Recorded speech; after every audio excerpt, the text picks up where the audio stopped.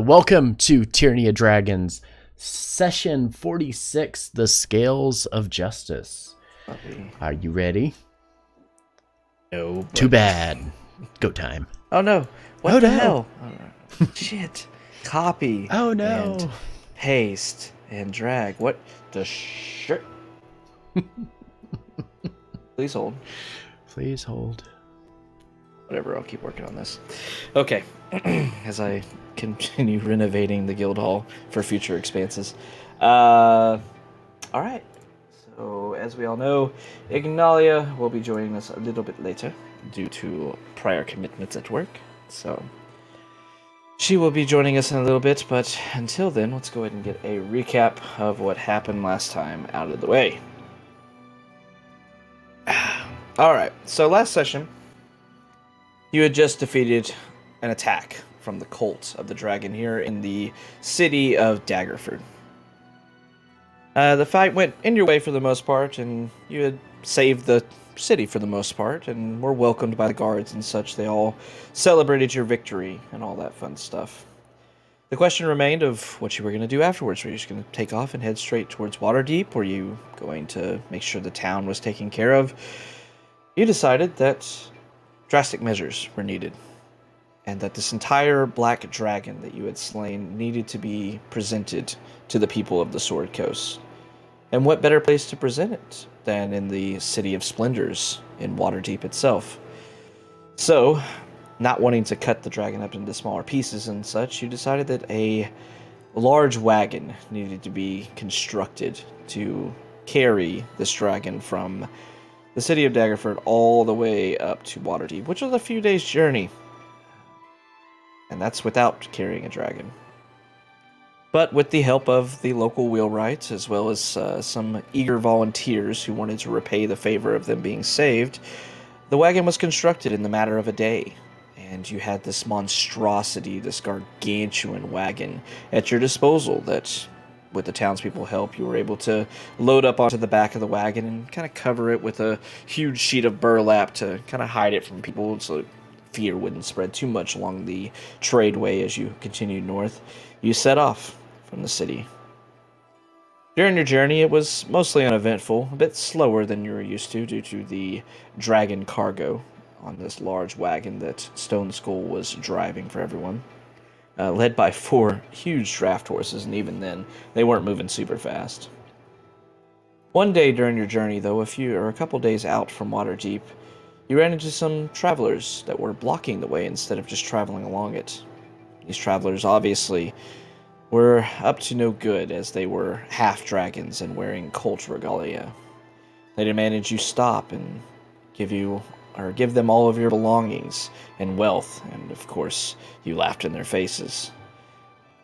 A fight broke out, as it typically does when you run into members of the cult, and ultimately went your way, but there were some assassins, some half-green dragons that were trained in the art of assassins that also joined in this fight, as well as a couple spellcasters who appeared to be wearing these red flowing robes and had shaved heads. You recognize them as probably Thayans. Were amongst this group of the cult. The introduction of spellcasting, again, your enemies, proved to be a bit of an inconvenience, not necessarily trouble, but definitely was not something you had interacted with before. Ultimately, though, you were able to slay this attacking group and continue on your way. You finally arrived at the city of Waterdeep and started moving through the outer southern gate to move towards the south gate. You started moving through your large cargo, only getting a kind of cursory glance by the guards, but after showing the writ and such, they quietly passed you through. Everyone started moving through the gates, Stone Skull and his huge cargo being the last, and a new problem presented itself. The cargo began to slide off the back of the wagon. As you moved back to try to secure this black dragon from falling off your monstrosity of a wagon, you noticed that it wasn't sliding off due to a tipping or anything like that. It was being pushed off. And after some brief investigation, you discovered there seemed to be a ward, some kind of invisible wall at the south gate itself that was blocking entry from this dead dragon. Only stopping it, not stopping the horses or any of you, or the wagon, for instance, but only the dragon. Kind of perplexed about what to do, and the guard and even a magistrate who arrived shortly thereafter, unable to really give you answers, you moved the wagon off to the side and waited for somebody of a higher authority to show up and maybe provide some insight onto what was going on. Little did you know that the one that was going to be providing this insight would be Laeral Silverhand, the leader and open lord of Waterdeep and the head of the Council of Waterdeep that you were a part of. She arrived elegantly, as she always did, or always does rather, at the South Gate and talked with you. It was a bit more casual an experience with her versus her very stoic and very leader-like tendencies during the councils of Waterdeep. Now she was a bit more open, a bit more joking with you, and asked that you not cause a stir and such with your antics with the dragon, and informed you as to why the dragon wouldn't pass through the gate. She spoke of an ancient mythal, this powerful and old magic that no longer really exists in the lands due to ancient events that happened long ago. But this mythal still survived the test of time and blocked entry by dragons into the city of Waterdeep. Not only ones that were alive, but also ones that were dead. She explained that was an attempt to stop any Draco Liches from attempting to enter into the city as well.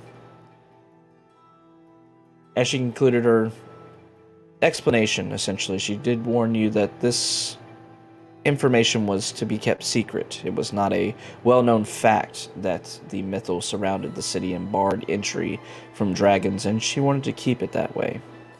But with that, she said that you would probably be seeing each other very soon, as another council of Waterdeep was being called that very day, to probably happen within the next couple of days once everyone arrived back in Waterdeep or gathered at the Palace of Waterdeep, where they were held.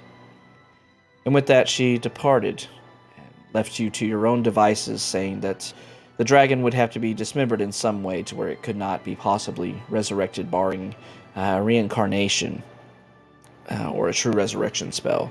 And once that was done, you would be able to bring it within the walls of Waterdeep. That is where we're going to start our session tonight. So you are still outside the south wall, outside the south gate, kind of off to the side. There are people that are still gathering here and there to look over at this now uncovered dragon that you've opened up as a spectacle for people to see.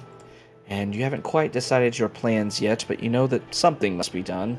Either the dragon must be abandoned or dismembered in such a way that it can be brought through, or sold for stakes. I'm not too sure exactly what's going to happen. If I remember, I think we decided we were going to go like somewhere out here, pull the cart out and away from the crowd, well off the street, to not bring any attention to ourselves. Yeah, and we need an open space so that I can build us an oven. Mm-hmm. Yeah, a big one.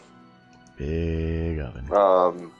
I want to, grab, people, passerbys, and, asking for people who are to Waterdeep, one, to go gather town criers, and a second for butcher, taxidermist to come meet us outside the south gate. Just imagine, a couple people giving them, 2 or 3 gold pieces apiece. Steve, you should oh, he said be right back. Yeah. And I imagine too, as we're mentioning this, that we'll also mention to whoever the passerbys are that, if they can find, skilled craftsmen that would come out and assist us, that we'll pay handsomely for it. Yeah, tell one, then tell all. Yeah. Tonight, we feast outside the south gate. Okay. So you're sending people to go get these people, or are you going to search yourselves? No, we're sending people to go get them. And I envision we'll be kind of like outside the wall, like here. Okay. Okay. Whoever's sending somebody off, go ahead and give me a persuasion check. Got it. Okay. Not bad. Really? I rolled a 4? Rolled a 4. Try. Thank God. Okay, 1 second. I finally got the decoration done right. Hell yeah. All right, 17.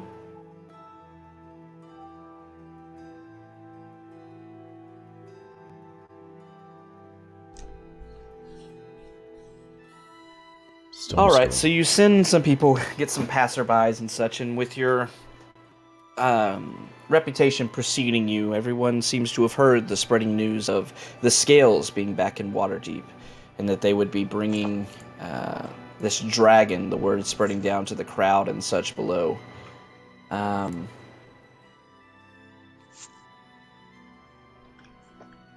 multitasking, give me a second. Get it? Oh, why is this so bad? Do you want an answer to that, or is that one of those you didn't want a response to? No, don't want a response. Thank you, though. Appreciate your insight. Right. All right. So yeah, you find some people that are willing to go in and start locating some people for you to help with this plan, to help dismember this dragon for some means that I imagine you probably didn't quite tell them about, wanting to keep your plans to yourself. But they agree to do so, and with a 17, yeah, with your, I would say even with advantage probably because of your notoriety here with the citizens of Waterdeep and the people. Yeah, I got some pull. Yeah, you got some. Yeah, you got some. You got some papers to flash? Yeah. No, we don't need to rely on those anymore. We have a reputation now. There we go. And So. says, like, where are the scales? Who? We're like, oh, yeah, we're guys with these reds. You know, not a big deal, in case you hadn't heard of us. Oh. Just in case.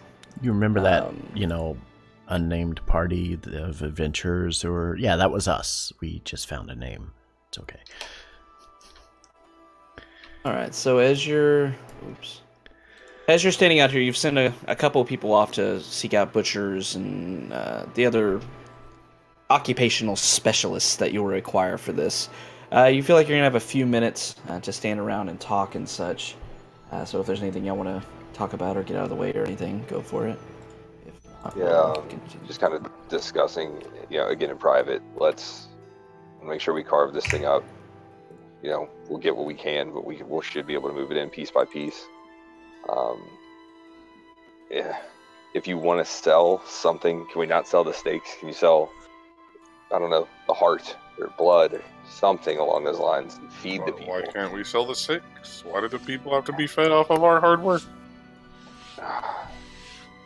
Because they deserve it. What did they do? They've survived this long.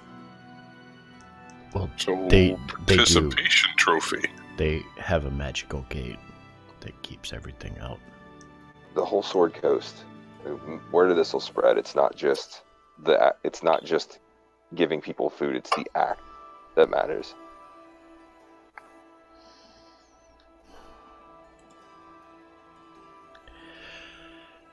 Terrace is going to shake her head and go about her oven business. How many common houses are there throughout Waterdeep?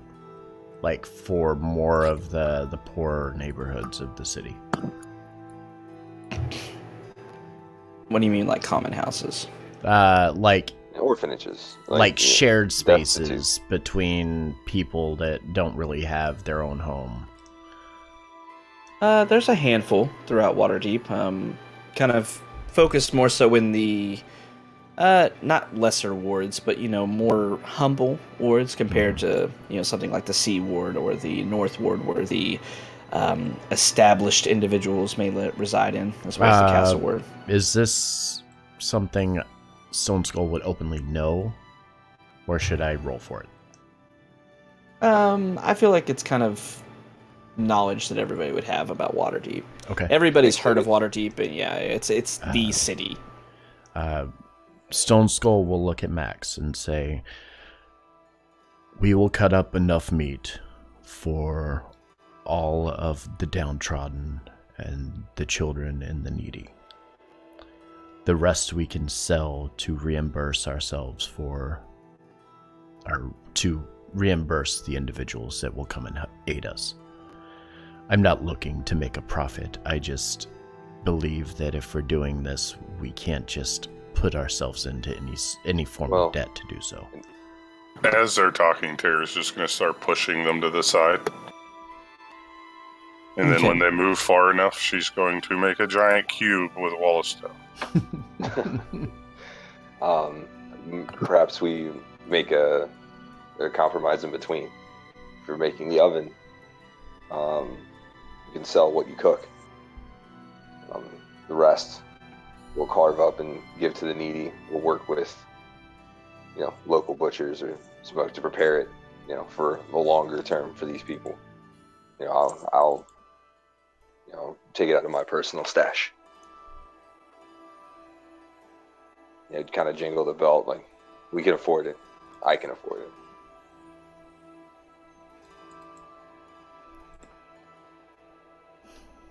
it. So set up Tara's cave of barbecue. I'm working on it. I have to hold Tara's concentration on this. So, just to put this into perspective for everyone, this dragon weighs more, upwards of close to 30,000 pounds. Mm-hmm. So, and the parts you want to salvage are the light parts. Yeah. The tail, if you want to still get that, is going to be a little heavy. The head, a little bit, probably a few 100 pounds, or maybe 1,000 pounds overall. But but here's the biggest thing, and I think Stone Skull is looking at this as people will eat better tonight than they probably have in months. He's more worried about getting rid of the parts that are impeding our process of getting this dragon's head in than anything else. All we have to do is carve it apart, which we'll do in the process, right? And then just remove the heart. Make sure the heart's destroyed and it can't be reanimated. And for him, like I said, the only thought is, if we're going to be pulling the skeleton out of this thing, for the most part, because is that what we were originally going to do? If that's what we're doing, then we might as well make use and not waste any of this meat. It would to him, it makes no sense to waste the meat. Oh, for sure. So he's looking at this as, he's not looking at it as a profit thing. He's looking at it as, we'll take care of the needy. Everybody who's not needy can help pitch in and pay really well for all of the craftsmen that are coming here to help us do this. Oh, I plan on footing the bill for that. Yeah, I know, but this is a super noble pursuit in Right. Like, this is not something that, like, profitability can. Right. That's not even a thought. Right, and that's why Tara's over here holding the wall up, thinking about the guild manager we're about to have to pay, and all the bills we're gonna have. I'm just shaking her head. Hey there, Ren. I'm loaded. Yeah, and that's what I was saying. It's not a matter of it being costly to any of us. It's more of a, let's allow the citizens to pay these people, the butchers and things of that nature, and pay them well, because they're going to make a bunch of money off of this. There's 30,000 pounds or at least 20,000 pounds worth of meat here that can be salvaged and they chop up and sell. That's a lot of gold. Is the mandate should be no one sells it. This isn't. It's charity. That's how. It's for everyone. And that's where if you really, I'll step back on if you really want to try and make some money off. But like I said, we can pay him. I can pay him. Like, it's not gonna be anything that's an insurmountable amount. We pretty much won't ever have to pay for anything in Waterdeep ever again. So, you know what I mean? Like, if we need anything, money's kind of a moot point now. And that's kind of what I was saying. This wasn't about us. This was about the city partaking, but at the same time helping out the artisans that came out to help us. I believe in their better nature. We'll make sure they're taken care of. But I think once they understand what we're doing, I think they'll be on board. I don't know. All right. So as the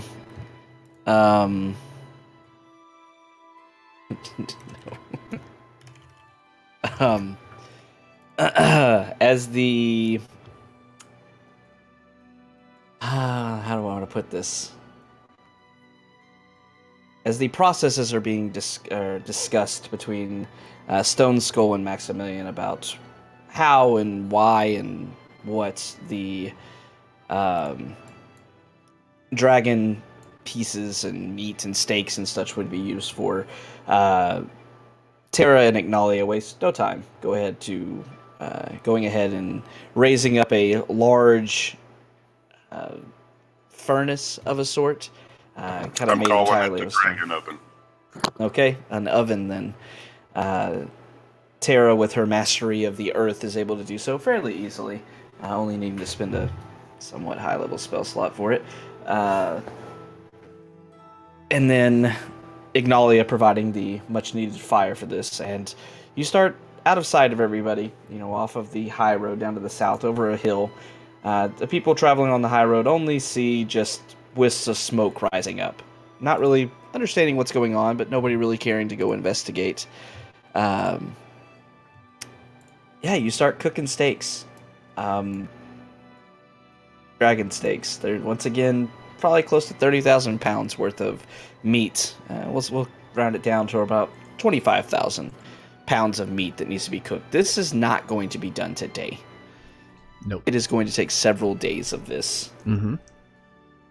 And the plan, at least as I kind of envisioned it, was this cart and this setup is going to remain here for as long as it needs to help people and to help finish the tasks that we have of basically pulling all of the flesh and stuff from the skeleton.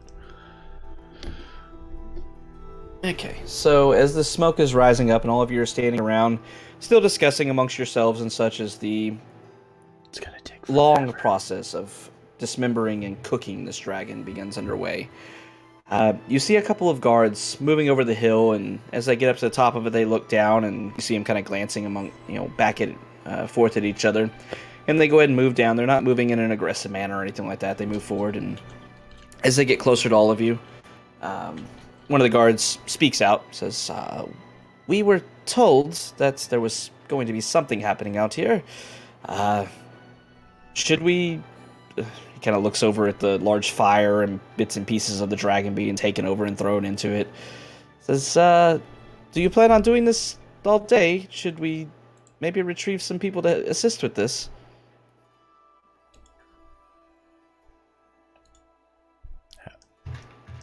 Leave that up to you guys. How Yeah. long do you want to keep it going? Because it'll take a while. Until it's done. We're gonna round the clock, as many, all hands on deck. This is something to be remembered. It's gonna be like a week-long celebration or some shit. Wait, somebody should order some beer. This is interesting. Okay. All right. So as you're standing there, the guards kind of look about at each other and kind of start nodding. Say, the one speaking to you looks to be a higher ranked, probably a sergeant or a captain of the guard. Kind of nods, scratching his chin. Says, "I may have an idea if this is going..." He kind of looks at the dragon. Says, "This is going to take a while, but we couldn't have you doing this. But if you do want to spread this out to the people, as you said, I think we might be able to assist with that. Give me a few minutes. I'll be right back." With that, you see the guards taking off, heading back into the city, or off in the direction of the city. And you continue on, still working. I imagine, probably set up with another, some molding of earth and such, start setting up a large table where you're taking these cooked steaks and setting it over there. It's still pretty hot with it being, still pretty hot. It's still in the summertime here. Not overly hot, just because it is water deep, so it never really truly gets hot here. But it's warm enough outside to let them not start rotting immediately or start cooling off immediately. About 30 minutes go by or so, and you see more people coming over the hill. You see the 2 guards that you had seen previously, but you see them bringing a small horde of at least a dozen, maybe more people. You see these people are all dressed differently, different finery. Some of them look more studious, some look much larger, obviously butchers, moving forward. And as they all move up in the group, you see almost everybody aside from the 2 guards are immediately looking over and kind of gathering around the dragon. You can tell by their conversation that most of these people have never seen one before, especially not one this large, and they're just, in awe of this creature and are examining it and such. With that, the guard that spoke to you previously, the captain, moves over to you and says, "Well, I think this may work. I've retrieved a few members of the Order of Magus here within the city. They'll be able to keep the fire stoked for quite some time, and they've agreed to bring more members in to rotate out as necessary. I've brought a few of our finer butchers here from the markets in the castle ward, and I have a few more people to help distribute this. Some volunteers and such from the guard who are off today, but willing to assist with this so that you don't have to worry your hands about it, unless you absolutely want to, but I know you may have more pressing business that need your attention."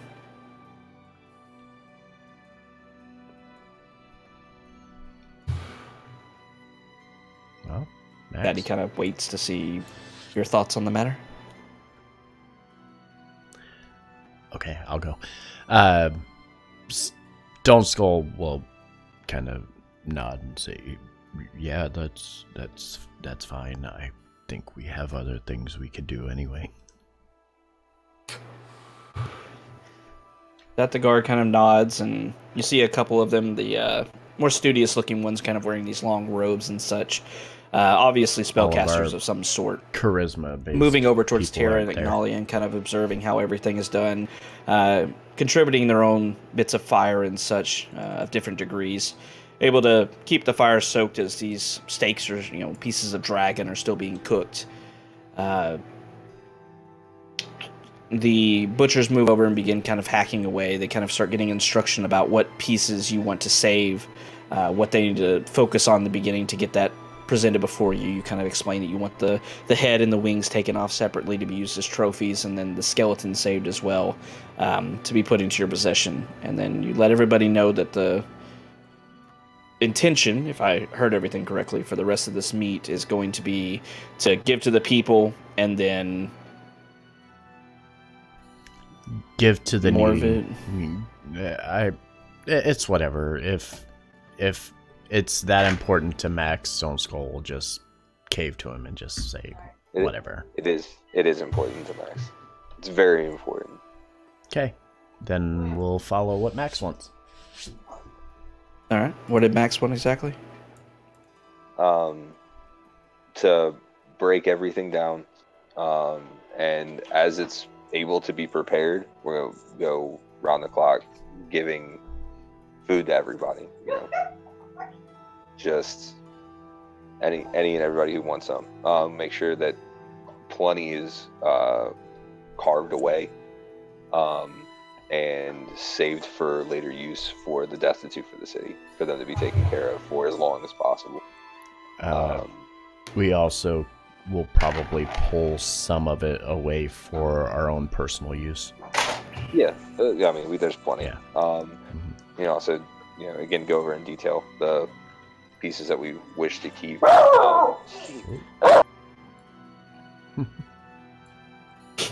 Steve is like, I love this idea. Yeah, Jesus. All right. And then I want to offer the heart to Stone Skull. I want this to be yours to do with what you want. Okay. So this is, once again, it's going to take some time for any kind of butchering to be done for this, huge beast. It's a gigantic, several, tens of thousands of pounds of meat that need to be sorted through before they get to the skeleton and, get to the heart and all that. Do you all want to remain here as they're doing this to oversee the process? Do you want to head into the city? What do y'all want to do? I'm going to stay. I suggest we make a couple trips with carts and whatnot. Secure the wagons. I'm sure Stone Skull wants to reunite with Bear Friend. But yeah, I kind of just want to be here to oversee things. Okay. So before we left, we got the armor for the bear, right?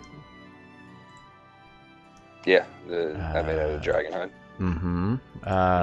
What is the armor class now for that? Which that was from the We Red Dragon? Yeah, Red Dragon. Yep. And we get the saddle with the Cavalier on it too, right? Or something like that. Yep. Yeah. It was scale mail. Scale, yep.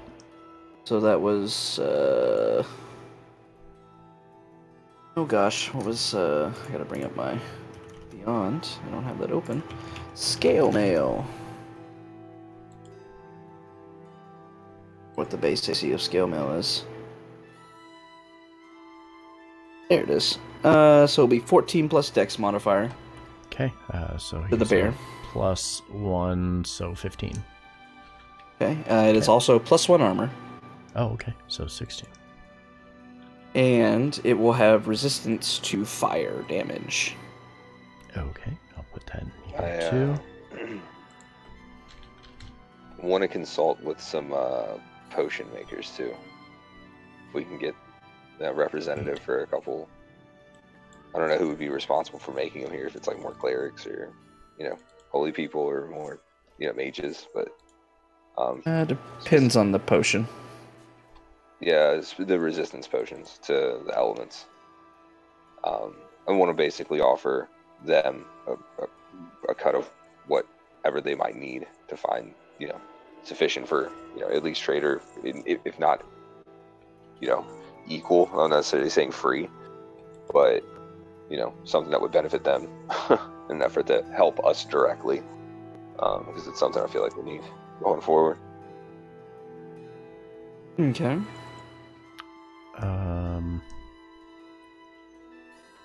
I do have some other ideas of things I would like to do. For instance, I would like to take the the dagger-sized dragon's teeth and have them actually fashioned into daggers, like throwing daggers. Okay. I have Might be a 7 of little those. difficult to. Yeah. Might be a little difficult to make those into throwing daggers just because of the curvature of them, but Okay. might be possible. Maybe. Okay. We'll see about that. And then I still have, for anybody else that was wanting it, the 6 green dragon scales as well. But other than that, I'm going to... Stone Skull's just going to take his pack that he has, his what is that, bag of holding that's full of like a million things, like all of the rations for the bear and all of that stuff. All those rations.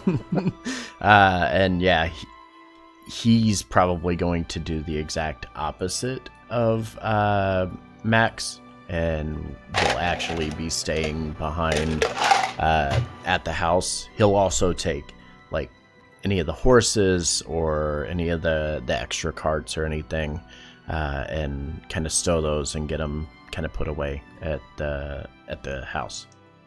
Okay. All right. So I got an idea for y'all too. Ignalia, Rogar, Terra, y'all have stuff y'all want to do? Be right back, Jack. Other than restocking on the basics, I do not.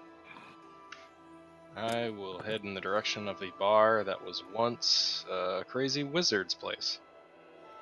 Okay. Y'all had what? 2 little wagons? Or 1 little wagon and 1 gigantic one? Two little ones and 1 gigantic one is what we were toting. Okay. Alright.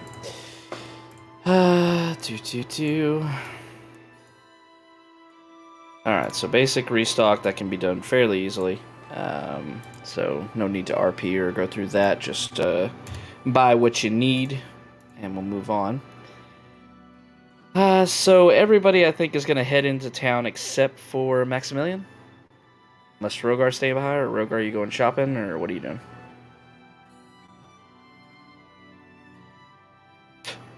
Good talk, buddy. Alright. Rogar is staying with Maximilian, I guess. Yeah. Alright, so let's see.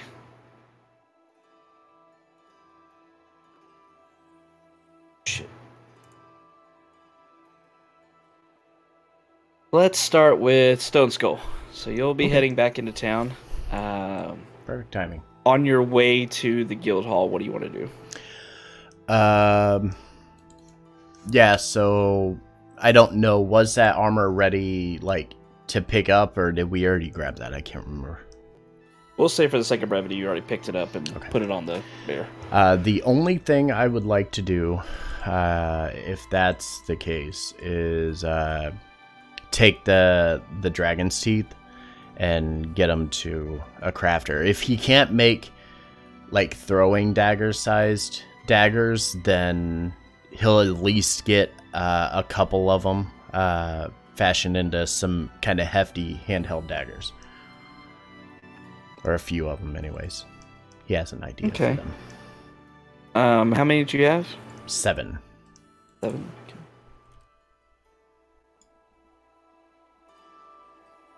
Okay. Alright, so you make your way into the trades ward. You're able to find several blacksmiths. All of them fairly busy, but as is usual with most of the artisans of Waterdeep, once they see the writ, they pretty much are at your beck and call.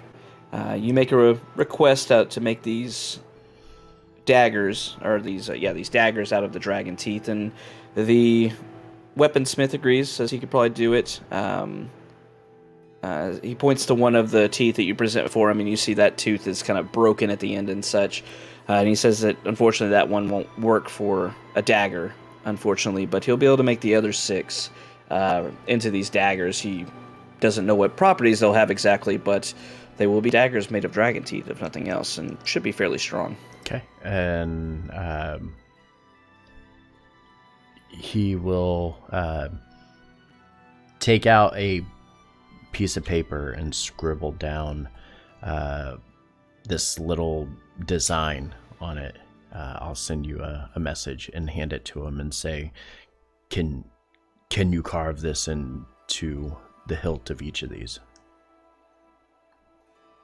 Okay, so you show him that, and he nods, saying it shouldn't be too much trouble, especially with it being out of bone instead of the customary metal that he's used to working with. He should be able to manage it. Okay. Kind of look around. Nothing else really interests him. Then how much will I owe you for this?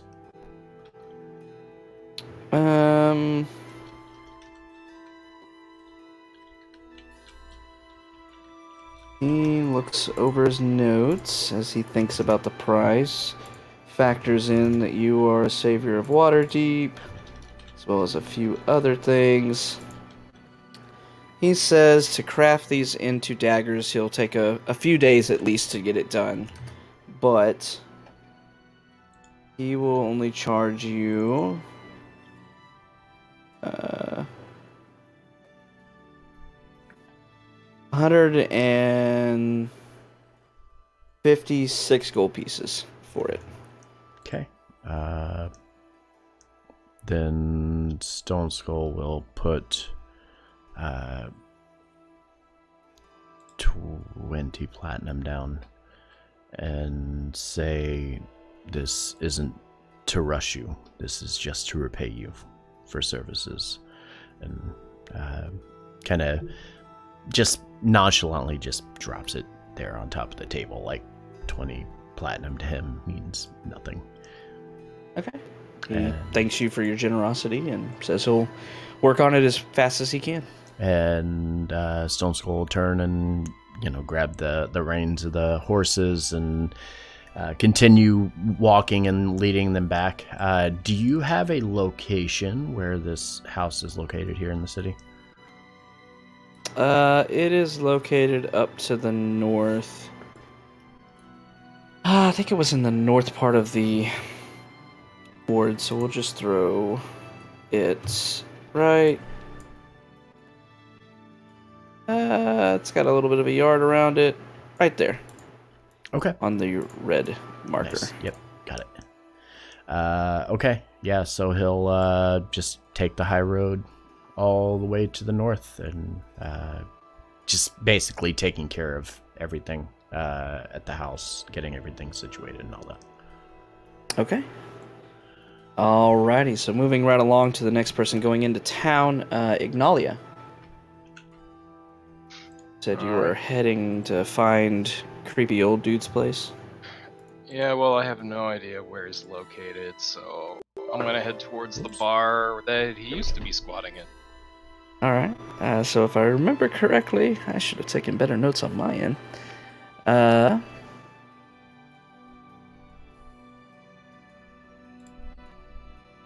Yeah, I think it was in the dock ward.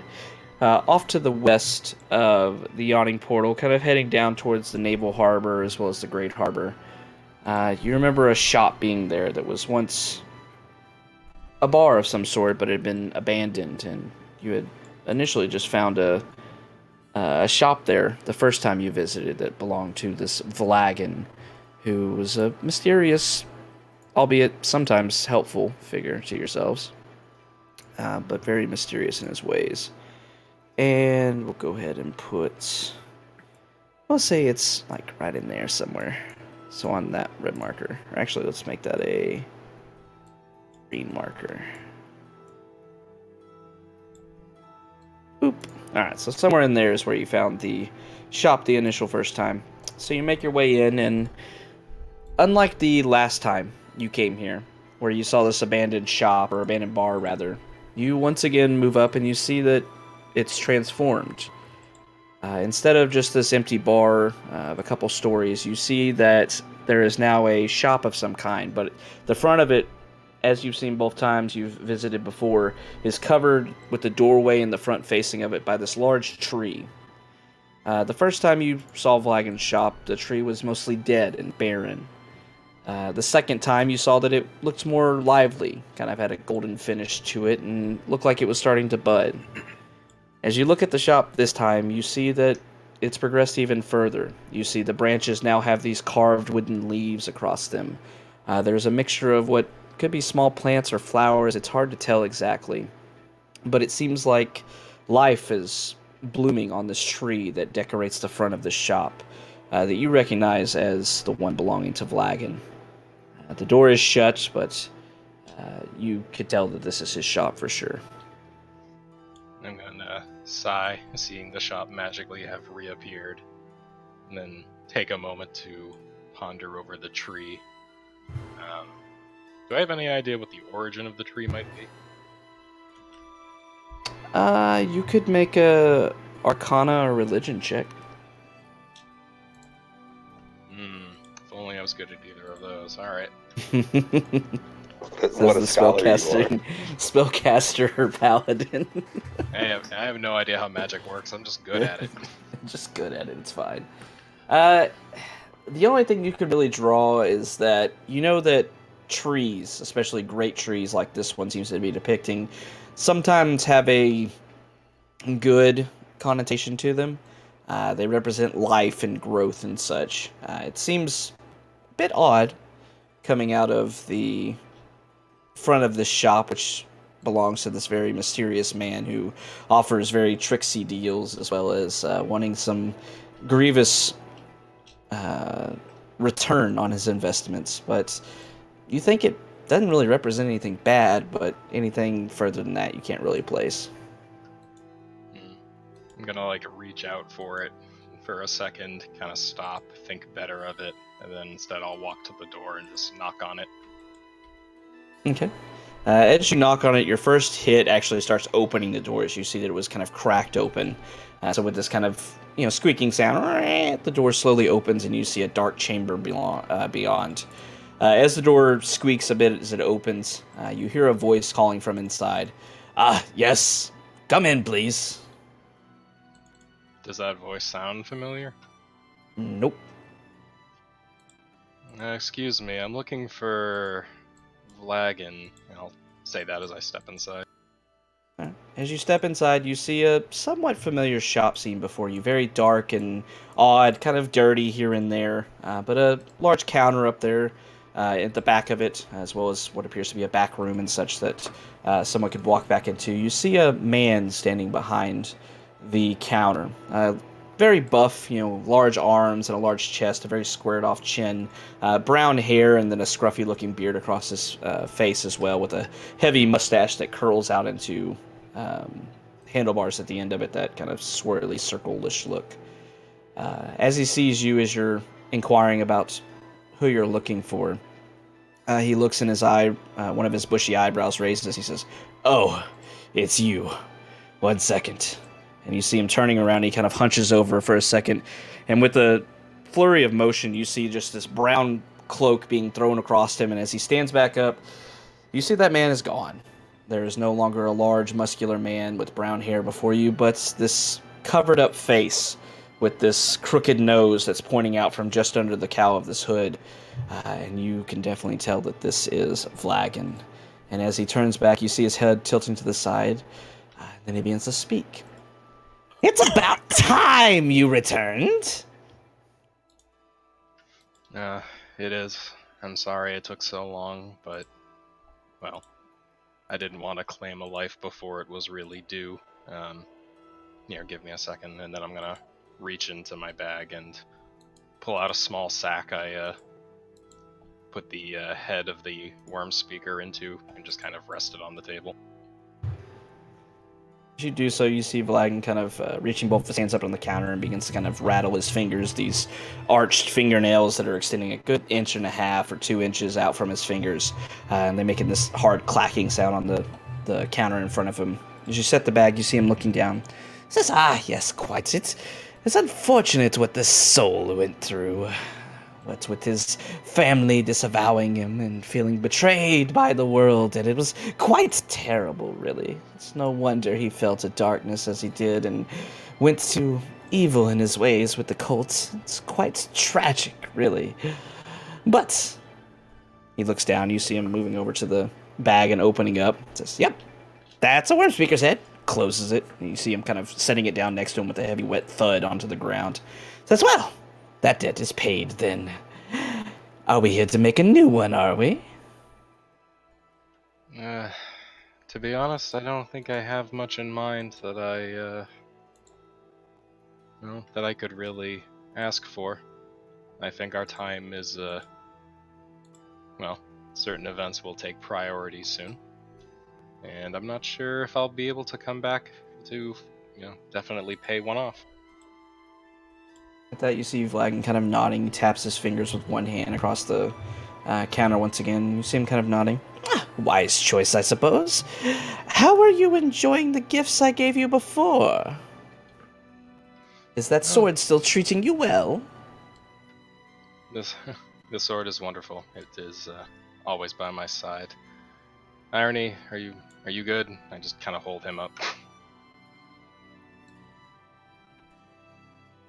Tyranny doesn't speak. Don't be shy. This man helped make you. With that, you see him tilting his head, Vlagan once again tilting his head to the side. Yes, that thing. It can't speak here. I don't want to listen to it. Yeah, well, that's fine. But yeah, things have been rather good. I don't unfortunately use much of the armor anymore. It's still quite wonderful, but I can't really keep up with it. There's so many types of dragons. Do you know how many dragons there are? There's at least 5 that I don't like. Probably 6 or 7. Don't tell the metallics. With that, you see him tilting his head, kind of moving his head forward a bit, his cowl kind of covering up more of his face, and he starts to nod. There are several. There are ones of the chromatic, ones of the metallic, of course, ones that you met recently, if I hear correctly. I hope that meeting went well. Very interesting creatures, those metallic dragons. Always so full of themselves, it seems, but righteously so, I suppose. They do a lot of good, even if it is in their own way. But yes, I can see why the armor could be less useful, but then again, it was never meant to be something to carry you to victory all through your time on this adventure you've been put on. No, it was a stepping stone. Much as the gift that I gave you all, with your weapons and the different abilities that you've been able to draw from yourselves. Yes, just stepping stones to your ultimate goal, I think. That would sound most wise. I do see the nature in each weapon resembling a bit of the holder. With that, you see Vlad kind of musing and reaches up and kind of scratches his bony chin that comes down to a point at the bottom with his long fingernails. Says, yes, I was quite proud of that last edition that I gave you. It was difficult to think of exactly what would fit you all, but if I do say so myself, I think I did quite well with it. I would agree. There's no finer gift I've ever received, or probably will. Yes, indeed. Well, even if you did want something today, I didn't really have much to offer you. I think that anything else worth your time will be in the future and will be presented for you, at least for those that have the mind to look for it. Do tell your friends to keep their minds open and to always be thinking in the future, especially with trials to come. It may very save your life. It may very well save your lives. As he's like saying for them to keep their minds open and to think, I'm kind of staring at him, just like, have you met our group? Oh, I have. Why do you think I'm giving you this advice? Fair point. I kind of wish. Precisely. Well, I think that settles all of our debts up till now, actually. It'll be very interesting to see where you go from here, actually. I think I would very much like to see it. Though I don't know if we'll see each other soon, or ever again, actually. I'm not sure, but I think my part in all of this may be coming to a close, but one cannot say for sure, I suppose. The wills that surround us are always so tedious, aren't they? It doesn't feel tedious, but well, we'll see.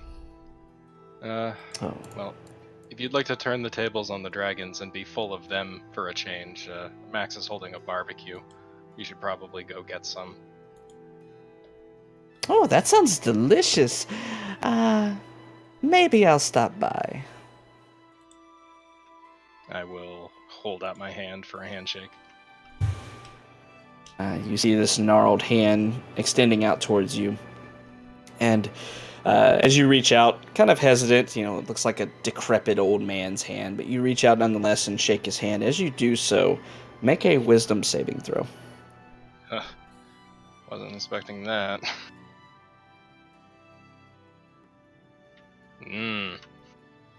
As you grip onto Vlagan's hand, the world around you goes white.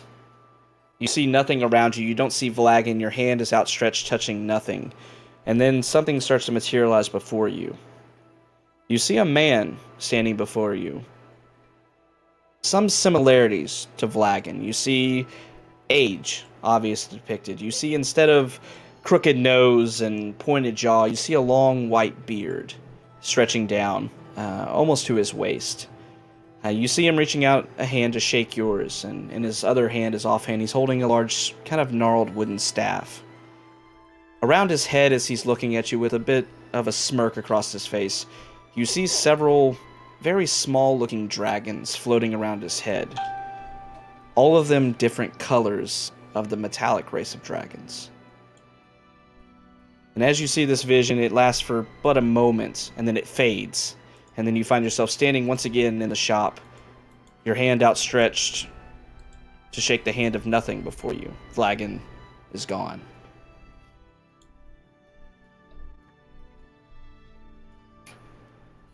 The shop still remains, right? Mm-hmm. Yeah, you see an old, decrepit, pretty empty shop around you. I will kind of take a moment and then silently get up, grab my things, head out the door, look for the tree.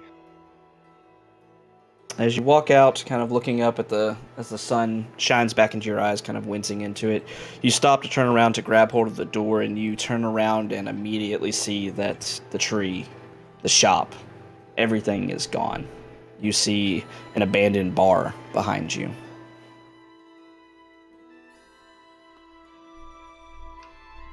I'll just put one hand on the hilt of my sword and head off to church.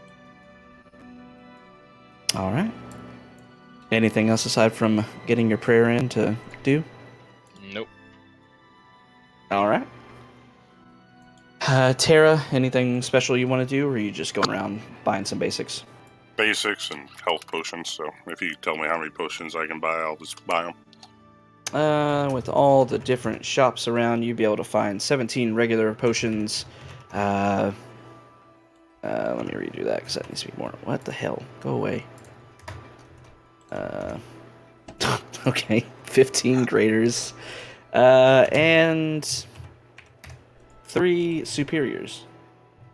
All right, I'll buy them all. How much is that going to cost me? Okay, so that'll be 17 times 50. All of them. Let me pull up the other prices.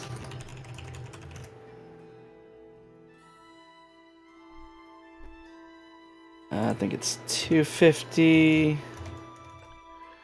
Trying to finish this design, guys. Sorry. Okay, and I'm sidetracked. 3 times. All right, so for all of them,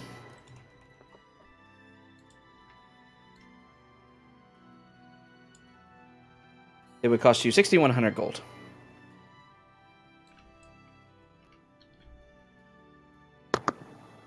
I think I have that. Hold on. I have to convert.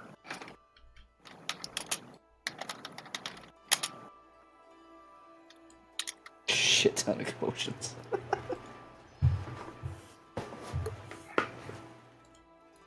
It's 10 gold per platinum, right? Mm-hmm. Yes.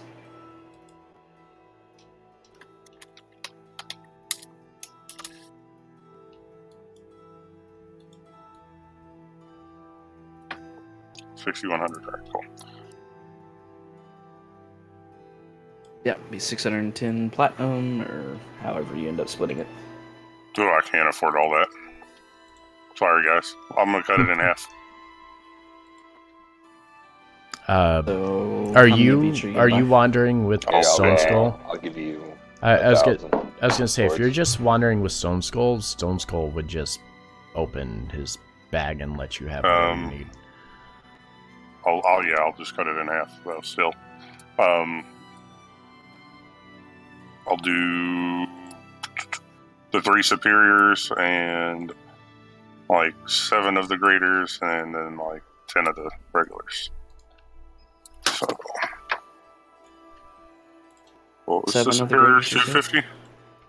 Superiors were 500, graders were 250, regulars were 50.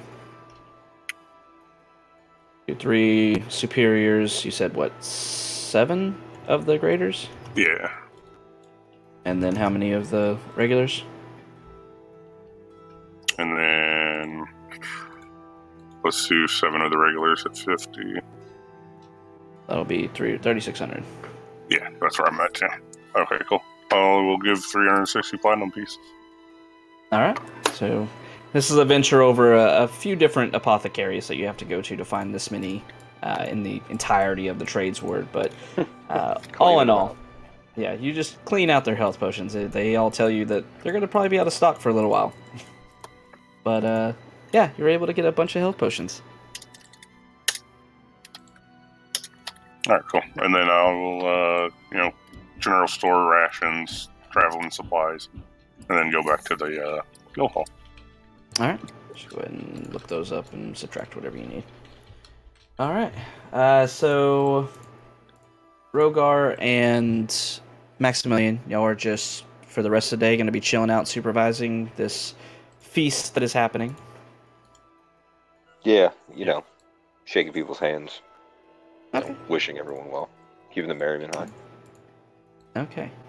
So as part of the party ventures into Waterdeep to start preparing for the future, not knowing exactly what that is going to bring, aside from a war will be happening eventually, so you start preparing accordingly. Rogar and Maximilian, you stay outside and let the people of Waterdeep start kind of taking over for the most part, and you kind of be there as a face for what has transpired with this dragon and such.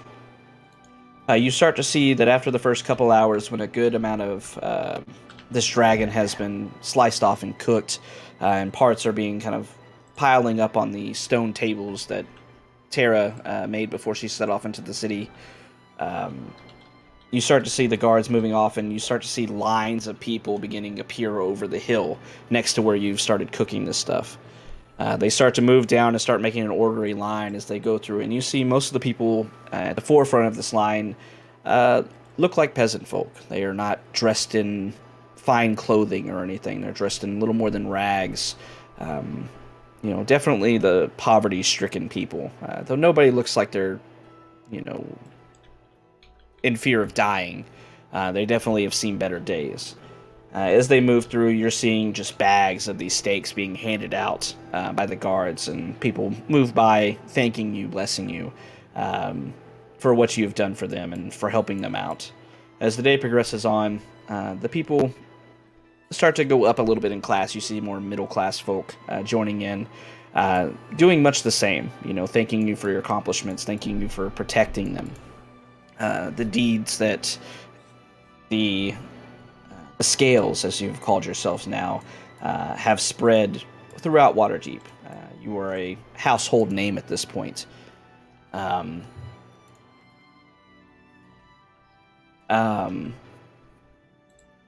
It's flattering to a degree. You've done this because you're adventurers. You've done this because it was the right thing to do. But these people are extremely grateful, and in your mind and in your eyes, it is nice, if nothing else, to see the people that you've saved, the people that you've helped with your exploits, helping and fighting against, or helping the people in fighting against the cult of the dragon that wants to lay waste to this land, wants to lay waste to these people and their way of life. Much of the same goes on. You do see noble folks of higher rated family or higher wealthy families moving into line somewhat later in the day, as this has become a spectacle of sorts. It is outside of the city proper, so it's thankful in a degree that it is outside the city, otherwise the crowd may be too large for this motley crew of people here, with butchers and carvers and cooks and everything, and the order of Protectful Magus helping out to handle.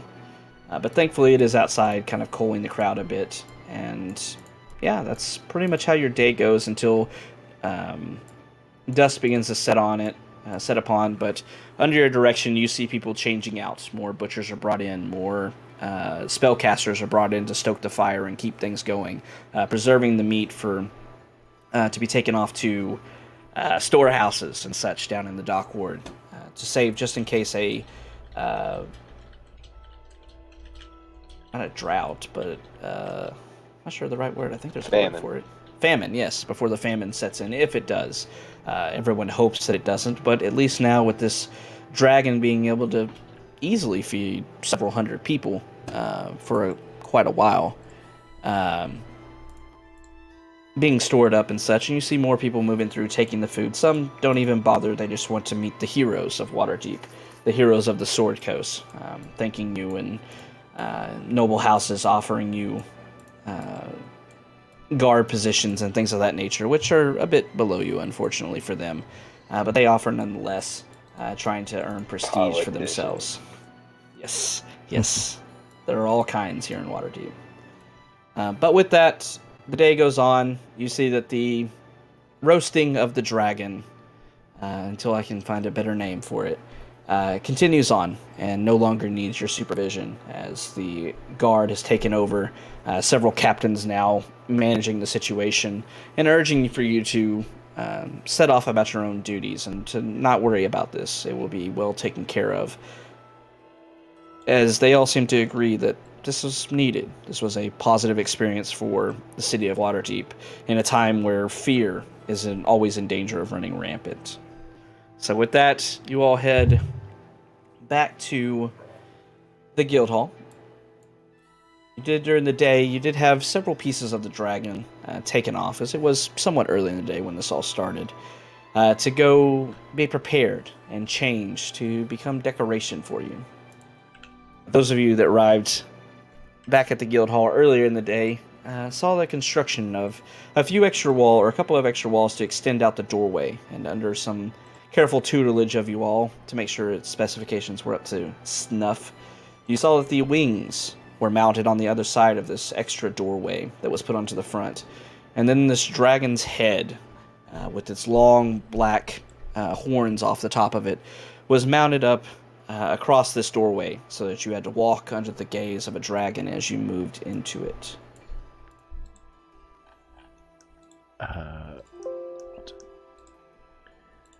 And as you can see, I kind of did my best with what little time I had to do that.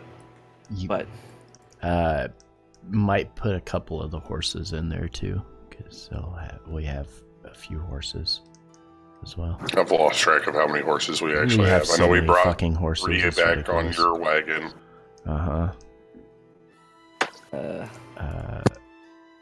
We can give the 3 draft horses and just give them to the local tradespeople that helped us out. We don't have Warhorse anymore. We haven't had Warhorse in forever. No, I was saying the draft horses. No, I was. Thought Warhorse eventually got back here. Oh. Yeah, because y'all left him at the palace at one point. Oh, right. Yep, you're right. Before y'all set off to the north. Yeah. You're right. Warhorse yeah, is but back the draft horses we can send back. Okay.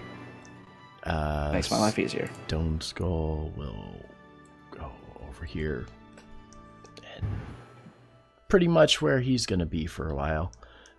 Just outside, almost like curling up against the bear, just like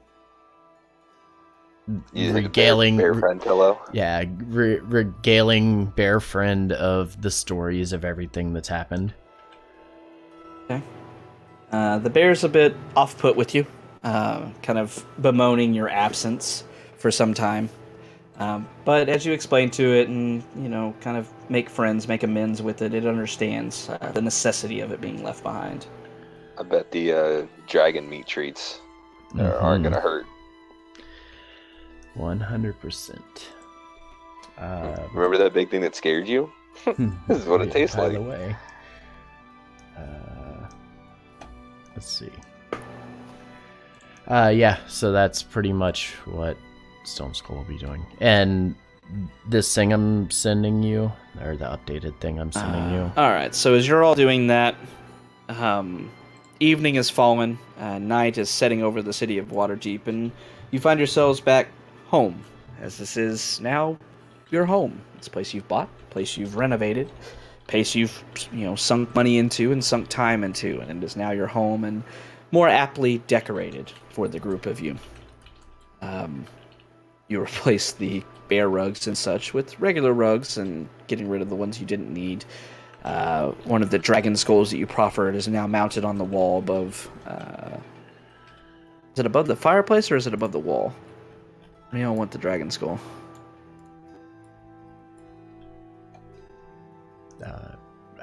I mean, are we going to do it above the fireplace, or are we going to do it up on the top of the chimney? I mean, yeah, like I had this vision of like the skull was engulfed around the chimney of of the building. Yeah, the smoke is up its mouth and nose. Mm-hmm. Yeah. Okay. All right, so I won't put that on the map, but we all know it's there. Mm-hmm. So the redecorating has commenced with your new dragon paraphernalia being used for that. Once again, night has fallen. You're all kind of meandering around the bar, which has been restocked in your absence, so plenty of ale and wine to go around for those that want it, as well as a steady supply of water for those who don't want to partake in that.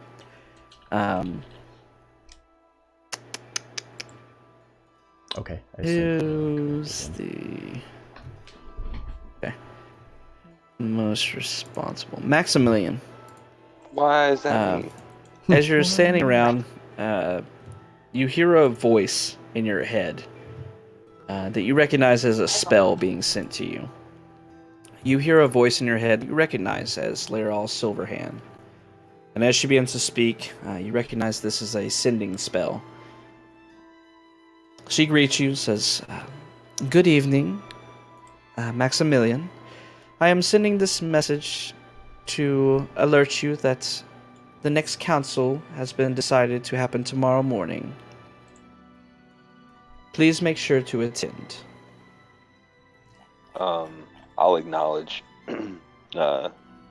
and respond in kind, saying, noted, we'll be there. Okay. So as the sending spell catches your response to it, sending it back to Laeral, I imagine you let everybody know that the next council. I imagine it was just kind of like close my eyes, kind of furrow my brow when it's happening, and then enough to display where everyone else can see it and say, the council meets tomorrow night or tomorrow. We should be prepared as always to be ready to leave on another errand, but enjoy the night. Okay. So with that, you're all aware that the third council meeting, as times are starting to grow more dire, but there's definitely been some worthwhile news that has been brought back, namely thanks to your exploits with your visitation to the metallic dragons and their own council, and winning their favor and their cooperation in the war to come. And also the visit that you made to the Misty Forest, where you learned some alarming facts, but also took care of another worm speaker, ridding the world of one less danger, or one more danger, to the Sword Coast itself. And you imagine dealing a pretty hefty blow to the cult without one of their leaders. It may hurt their rank and file going forward. But as you all plan to go to bed, is anybody wants to do before heading off? Check Messenger. Just that last thing that I mentioned in the PM. Try to find a carpenter or ironsmith for that. Okay. Yeah, you could have done that during the day, before you start checking on the animals. Okay, that'd be fun. And no, Stone Skull's actually going to sleep outside with the bear. So. Okay. Yeah, I'm gonna be fucking long hot bath and a good night's sleep, because this might be the last time. All right. Give me 1 second. All right. So, as you all wind down, having a few drinks and talking about the festivities of the day, Maximilian and Rogar recounting the events that happened outside the walls of Waterdeep, and Ignalia maybe recounting her experience? No, I don't think so. Not yet. Okay. So, letting everybody know what happened outside, all the different people that you met, and the gratitude you were shown, and the good that all of this dragon meat was going to provide. You all are sitting around inside the guild hall, and you did notice a symbol was carved in the front door as you walked in, and you see that it's even more predominantly displayed here in the bar, up above the bar itself on the back wall here. You see a design that has been made to represent the scales. That's good. That's what I just real good. Put together for them. I was like, I want to make something, and I was like, this is what I want him to etch into the daggers. And so I've been sitting here for the past half hour trying to get this just right. Man, that's so gangster. As you're all admiring it, you hear the front door of the tavern opening, and all of you are seated here, and you're kind of confused as to who would be moving in or coming into the tavern so late. But you all sit there and hear a couple more doors open, and then the door here opens. You see a man standing before you that Stone Skull has met throughout the day, one that he spoke to. This man's fairly rugged. He looks either a butcher or a lumbersmith of some kind, very muscular, not very old, probably in his late 20s, early 30s. Or he could even have been a former adventurer. He definitely looks like he could use that short sword that it's on his hip, and as he kind of glances around the room, he graciously bows his head to all of you in turn. Kind of looks around the group, and all of you just kind of staring at him. In this kind of low, bit shy voice, he says, "Pardon? My name is Joe. I was hired here to take care of the taxidermy, as well as..." He kind of thumbs over his shoulder at the marking on the wall that you were admiring. It's Joe. As well as etch into the walls here your symbol. I hope it's satisfactory to you all. It looks great. Is that smart ass? It's fantastic. The craftsmanship is impeccable. With that, Joe kind of nods his head. He says, "I appreciate your praise. I've been an admirer of you for quite some time." Kind of raises his hands up. It's a good thing you people are doing. Helping other people like myself out, and It's Joe. we can all strive to do as much as you do for others. How would you like to continue helping us? With that, Joe kind of opens his eyes a little bit wider and looks around at you all. Says, I was hired to do this simple job. I had nothing in mind. I mean, I'm happy to serve if you have any ideas." We'll be leaving. We're not sure for how long, or how often we might have to continue back and forth here, and the grounds here will need to be kept. Is that something that you could assist us with? We'll make sure that you are accommodated, or taken care of accordingly. With that, you see the man kind of, his slack jaw at this point as he's looking amongst you all, and you see him kind of, composing himself as he, dusts off his worn clothing and such, and nods. Says, "Of course." He walks out towards you, Maximilian, holding out a large hand to reach out and shake it. He says, "Once again, my name's Joe. Joe Gath. I've been a resident here in Waterdeep for some time." I'll grasp his forearm, like a big grasp. That you are Joe Gath of the Scales. Once again, just this awestruck, starstruck look upon his face. He smiles, big, shit-eating grin on his face, and he nods. Says, "Of course. I'll take care of this place and treat it as my own place. Don't have to worry about it." I'll fetch. I've got a couple pretty valuable gems that are still on me. Two of them that are worth 100 gold apiece. I'm gonna put both in his hand. So this should get us started and taking care of everything. Hopefully that'll be enough to last until we return. Okay. As you hand him over, you see him kind of holding him in these large hands, almost as though like he was cradling an infant, just very gentle, and he nods, says, Of course. I'll take care of everything. Don't you worry." Thank you, Brother Joe. Collect your things or make amends. And let your loved ones know. Blah, blah, blah. Off with you. Have a good time. Also, Joe, while we're gone, if you could liven up the place, get some people in here drinking some beer, ale, or something. There's nobody here. With that, Joe nods. Says, "Of course, I have some friends, a community that I'm a part of. I think that I can get some people in here for some prime business, I think." That would be wonderful.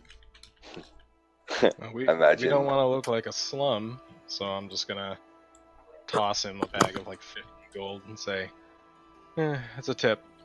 Get yourself some nice clothes, something you want to look good in. You know, look good for the customers. I'm gonna also toss them 50 gold. Maybe hire bartender or waitresses or something. Pretty ones. So I'm not sure what really is pretty. I pat her Do on the I- head. You, dear. Do I look pretty?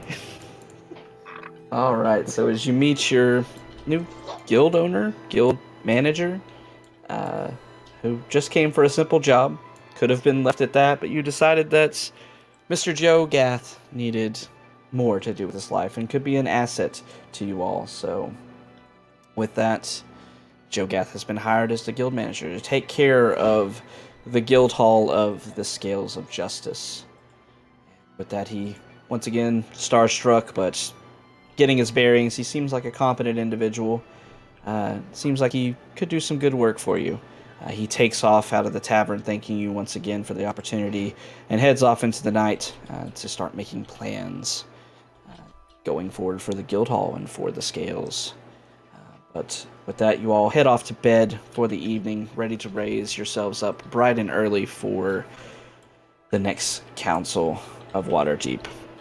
And that's where we're going to go and take our 5-minute break. Return. Yeah. And see what Then shenanigans you Joe can get never into. came back. Brother Joe.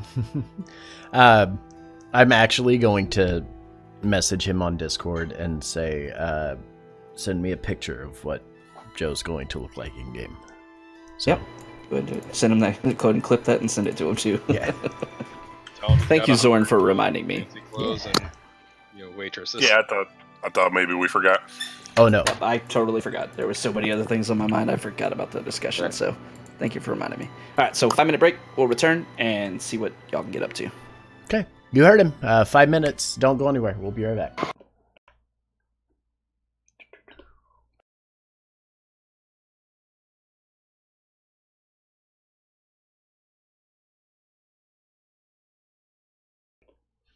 All right, so getting ready to come back here. Pretty sure everybody's here, but just check real quick. You guys good to go? I am. I don't know if everybody else is back yet, though. Yeah. Okay. Yeah, I'm just getting a plate of food together. Jealous. Yeah, I'm back. All right. You should be, dude. Roasted pork chops, roasted vegetables, mashed potatoes.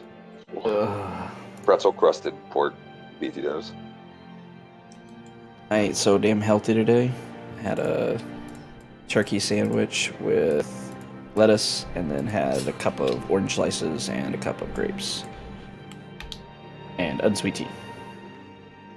I ate just about as healthy as that, and I hate myself. Yep, same. I wish I could eat something greasy. Oh well. I'm eating All a right. banana right now. I'm wishing it was like a triple cheeseburger. Get in my mouth. All right. Oh. Oh. It's all right. I have alcohol, so this is all better now. So, Yay. you awake the next morning. As you awake, seems pretty peaceful. You hear the sounds of Waterdeep outside, the rustle of wagons, the sound of people talking and such. As you're still on a somewhat busy street. Not that there really isn't any unbusy ones here in Waterdeep. As you all get up and start heading downstairs, something's different. And as you kind of look around, you start to notice that something is filling your nostrils, and it smells like something sweet, something cooked.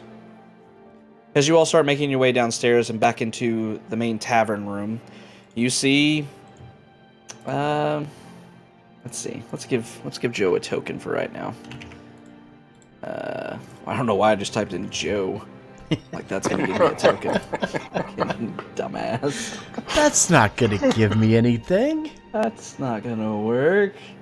Joe is gonna. Yeah, this will be Joe for right now. So as you're moving downstairs, you see that food is sitting on the couple of the tables here in the main room. Cooked dragon steak, which you expected. But you also see some fresh bread and such laid out as well, and you see Joe kind of feverishly working back behind the bar. As you all move down, he kind of nods to you all. Says, I hope I'm not intruding. I went ahead and... Actually, what's his full screen name? Gentleman Joe Gath. Okay, so Joe's going to talk a little different. Okay. I hope I'm not intruding on y'all. You see, I wanted to use some of that money from the night before, and, figured breakfast, if nothing else, would help start your day off. I know you probably have plenty of important business to take care of, but, figured a good start to the day was with some fun, with some good food and such.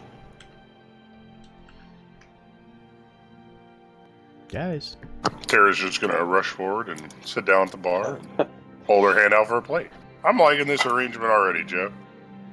Yeah, you can sit down and enjoy. For sure. Breakfast. Wow. Important meal. Stone Skull is just outside, but he smells the food and, like, starts to kind of stir a bit. Makes his way inside. I can't click my token. There it is. I got it. Underneath the bear. It's under bear. Bear's just, oh, no, don't go. Doesn't want you to leave again. But as you move in, you see that a decent feast has been made for all of you. Probably more food that you can sit down and eat, but Joe wasn't quite sure of your eating habits, so he went ahead and set everything up for you and kind of just says, I'll feed whatever's left over out to the grizzly, and I guess the horse too, if there's any bread left over, so don't worry about not finishing your food. I'll take care of it. I already have a few ideas for the guild hall and such, and don't worry, I'll do right by you all. Give him a smile and be like, I knew you would. Yeah. Look, Havoc's normal. All right. So with that, you all sit around and go ahead and get food and such into your bellies. Get ready to head off to the Palace of Waterdeep. You bid Joe farewell, leaving what little scraps you left behind. It was pretty well-made food. It seemed that Joe cooked the meat himself, but went out to the market earlier this morning to secure fresh bread and such for you. Seems to already be going above and beyond to be the guild manager for the Scales of Justice. It's impressive, really. Real go-getter, that Joe. A real go-getter. But with that... He seems like a guy with great ideas. Yeah, he's going to have some very interesting ideas to how the guild hall is going to look next time you go there. So enjoy your last look at it. So with that, knowing that the Council of Waterdeep, this third session of this very important council, will be happening this morning, you set off towards the Palace of Waterdeep. You know where this lies. You know that Yeah, you can see all the text down here. You know it lies down here. I do my damnedest to not click on it. There we go. So you head off down there. As you get closer, you see that the closer you get to the palace, the more thick the crowds are. And it seems like initially the councils themselves were secretive. They were held in a separate chamber, and only a select few were invited to go to them. That being said, as you get closer and closer to the palace, and then arrive to the grand kind of courtyard out in front of the Palace of Waterdeep, as well as Garon's Tower, which now rings a bell to you, as you know now about the myth of Agaron's dragon ward. You see that the streets are packed with commoners, noble alike, that are just waiting to see people arriving for this summit, for this council. It seems that word is spread for it. As you make your way through, several guards kind of stationed on the outskirts of the large square here. They see you coming, and you're recognized on sight by this point. You see several guards beginning to immediately move up to the group of you. flanking you and keeping people away as you see respectful glances and nods and cheers as you make your way into the courtyard itself. Not only the guards seem to recognize you, but word is spread of the people who brought the Feast of the Dragon to the city of Waterdeep the day prior. And now you're very recognizable because you are the Scales of Justice, the heroes of the Sword Coast, and the feeder of the people. Feeder of the people. You can do no wrong when it comes to them.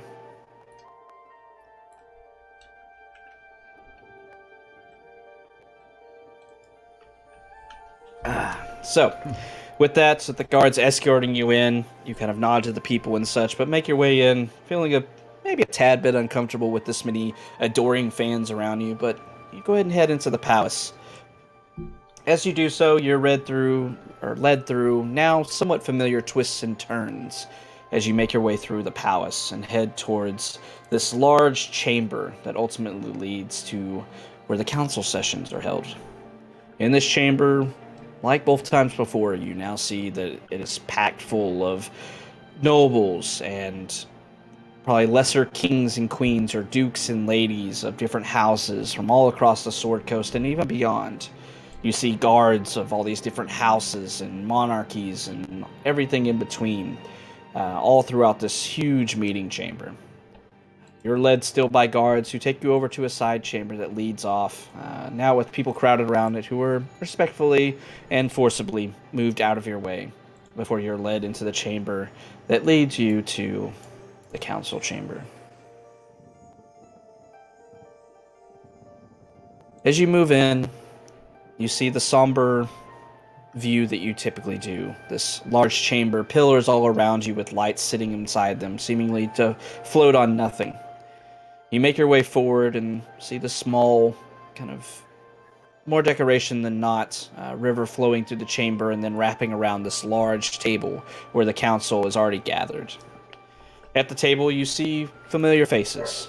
All across it, you see the Lord's Alliance members, Laeral Silverhand sitting at the head of the table.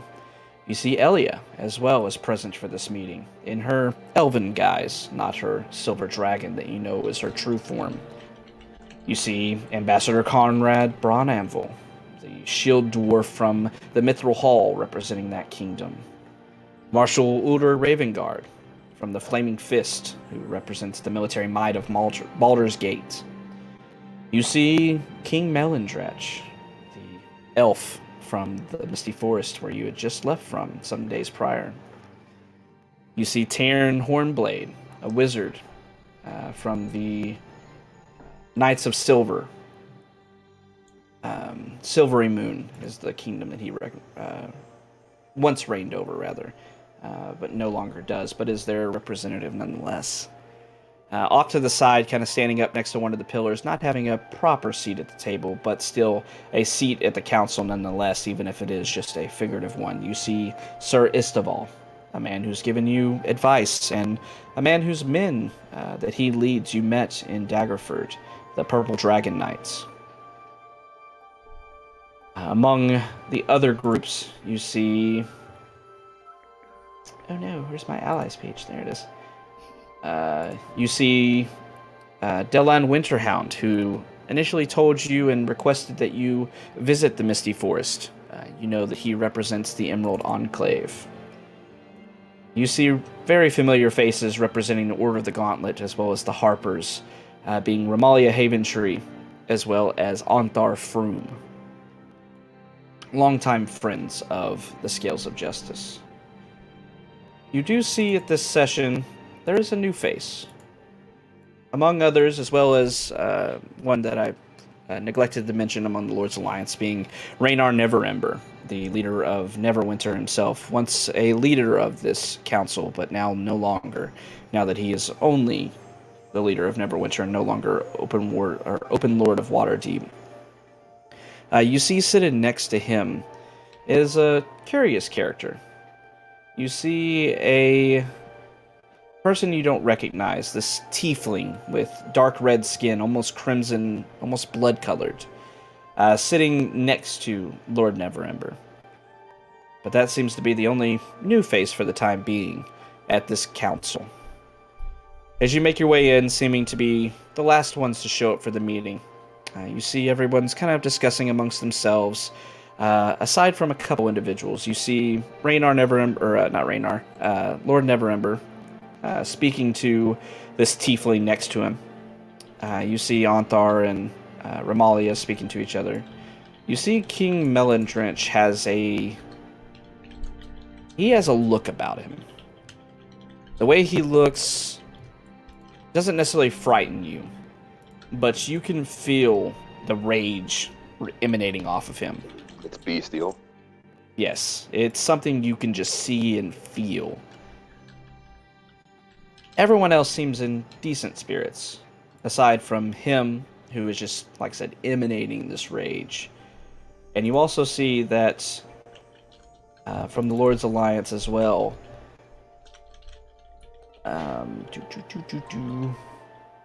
Conrad Braunanvil seems to be in a sour mood as well. But as you sit down amongst the group... This mood ain't gonna get no better. Mm-hmm. As I take another drink, because I'm going to be talking a lot. As you sit down at your places here, seats guaranteed for all of you within this council, I go to find some more somber music.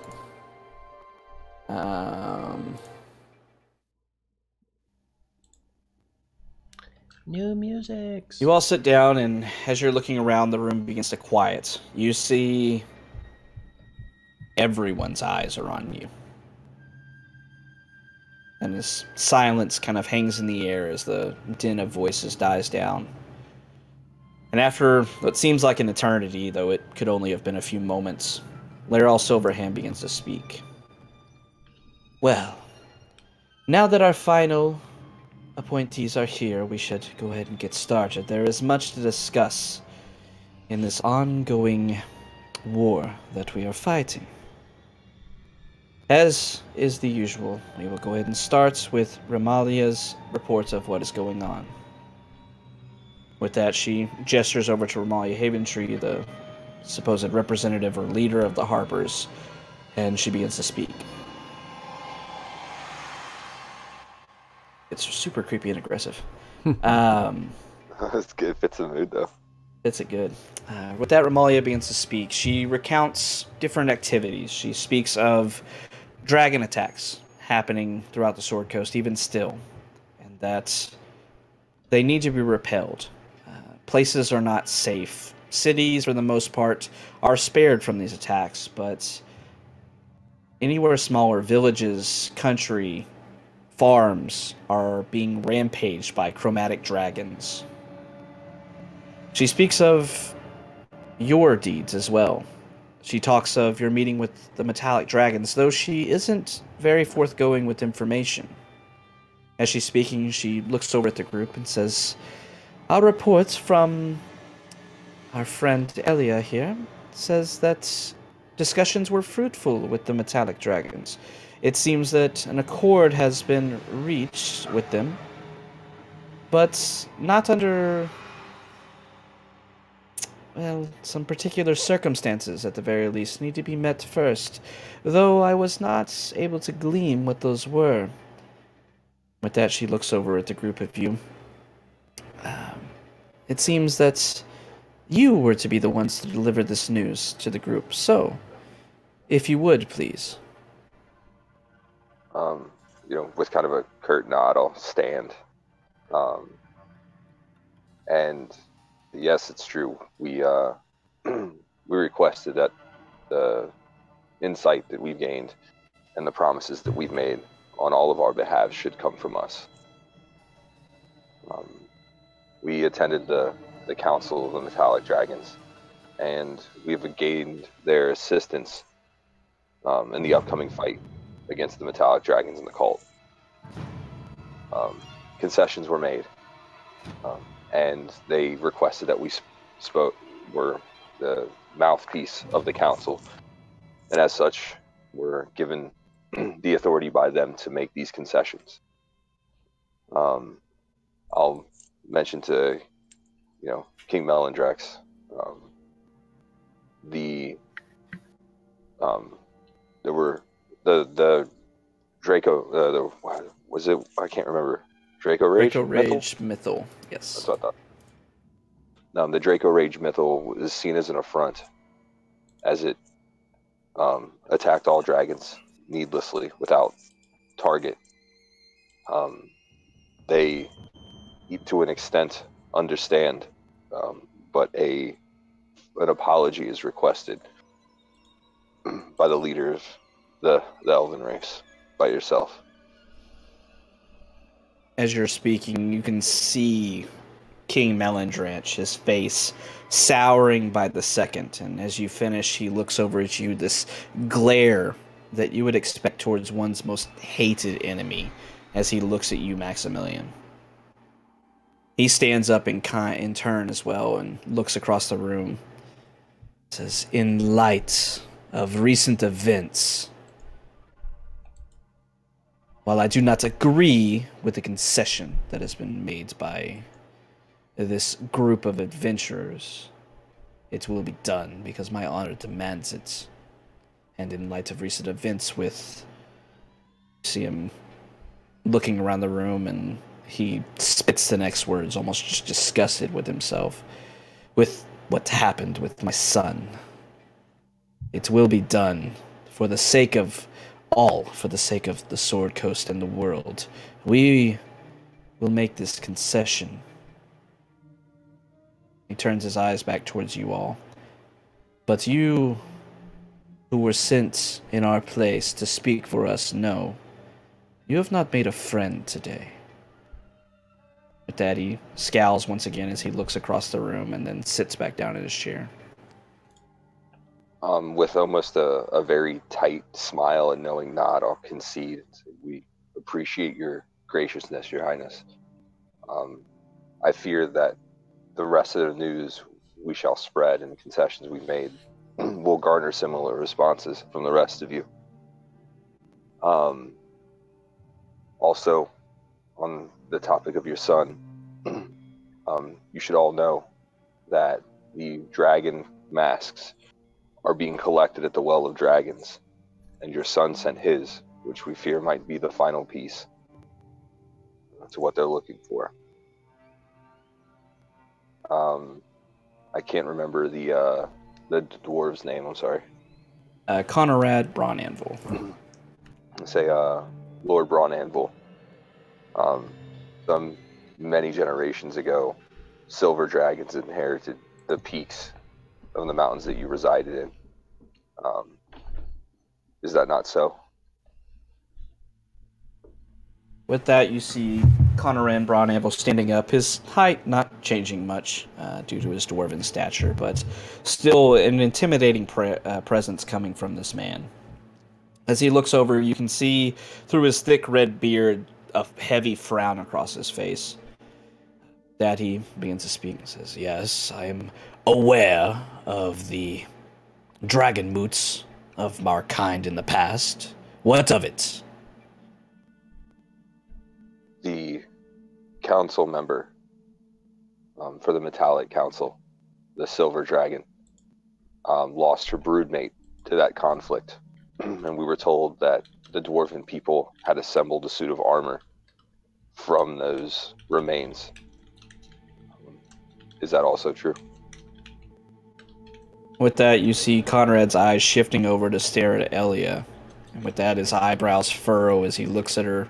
Not quite a glare, but definitely some disdain crossing his eyes, or crossing his facial features. And without looking back at you, he says, aye, it is. The dragons were misbehaving. They were taught a lesson.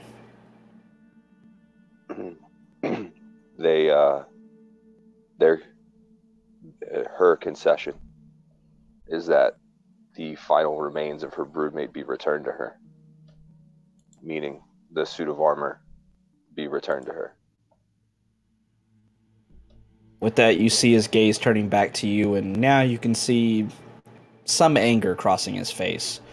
And as he seems to go through a few different emotions, you see anger, and then you see thinking, and then you see him looking around, not only at you, but the rest of the group, and then glancing back at Elia, who has this facade of pure patience across her face. You see Conrad thinking for a moment once again, and he looks over towards you and says, "We dwarves still have no patience for tolerating misbehaving dragons, but if it was a concession that you made, that it is one that honor demands that we carry through. The remains will be returned to you," as he looks back towards Elia, "as was promised by our appointed vassals in this endeavor." That he looks back at you and sits back down in his chair. Another nod. I said, the conversation with the council circulated most on this concession, knowing how honor-bound the dwarven people are. We did not make this choice lightly, know this. We do it only to make a unified front with us and any allies that will help us against the oncoming threat. And then kind of broadly gesturing to the table, the last is the most concerning. There was even talk amongst us to not bring this point up, but I feel in the manner of transparency that you should know, the Council of Metallics have determined that the final piece will be the hoard that has been collected by the cult and the dragons that serve them. Meaning, once this fight is over, the spoils will go to them. As you say that, all manners of talking and some shouts begin to rain in from the council itself. After a few moments of this, you see Laral raising her hand up, silencing everyone with just a gesture. And as she looks across the room, she says, "There have been talks of what this hoard could accomplish with others after it is reclaimed. It is the wealth of the Sword Coast in its entirety that has been stolen. We had, with the different factions, you see her looking around at the Lord's Alliance members, as well as the Emerald Enclave, the Harpers and such, have decided that it would be split to be used and returned to the people in such a way that it would satisfy everyone's need for it. We did not factor in a share for the metallic dragons." And you see her looking over at Elia, who still that facade or that painted mask of patience across her face that doesn't change at all as Laral's speaking. With that, Laral looks back across the room and says, "We will need to address this here and now. It must be settled." As she's saying that, the din of everyone beginning to speak over and trying to yell over each other begins to grow again, and she raises another hand, shaking her head. "Once again, I think it's best to rely upon an outside influence on this matter. None of us can be unbiased when it comes to this. But you," and she waves her hand, kind of motioning to you all in the party, "you have no stake in this, at least not directly.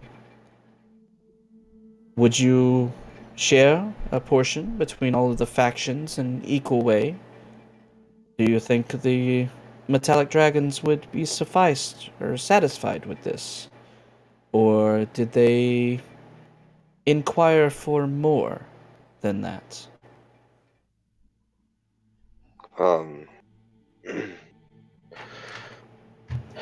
I don't, I was forced once into making concessions to speak for an entire group, and I wish to not make that same, not to be forced to make that same decision again.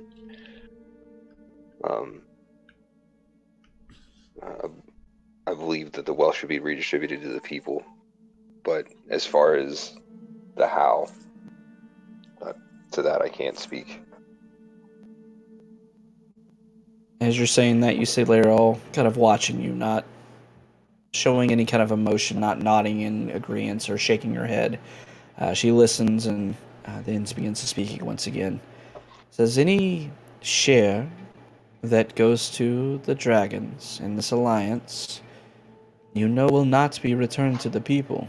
It will go to them, to their hordes, and will be under their protection going forward. It takes a monumental effort to change what they are.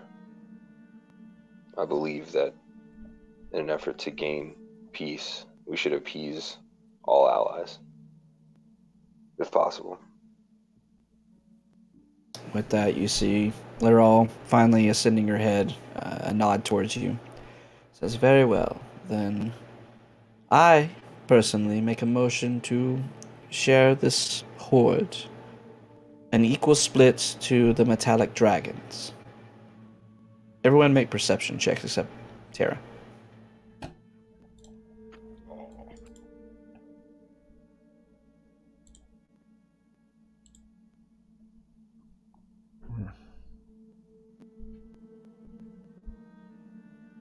Right, making sure you're all awake. Alright. As Laral says this, as an equal share will go to all factions, including the metallic dragons. You see Rogar and Maximilian. Your eyes slide over to Elia, who's sitting next to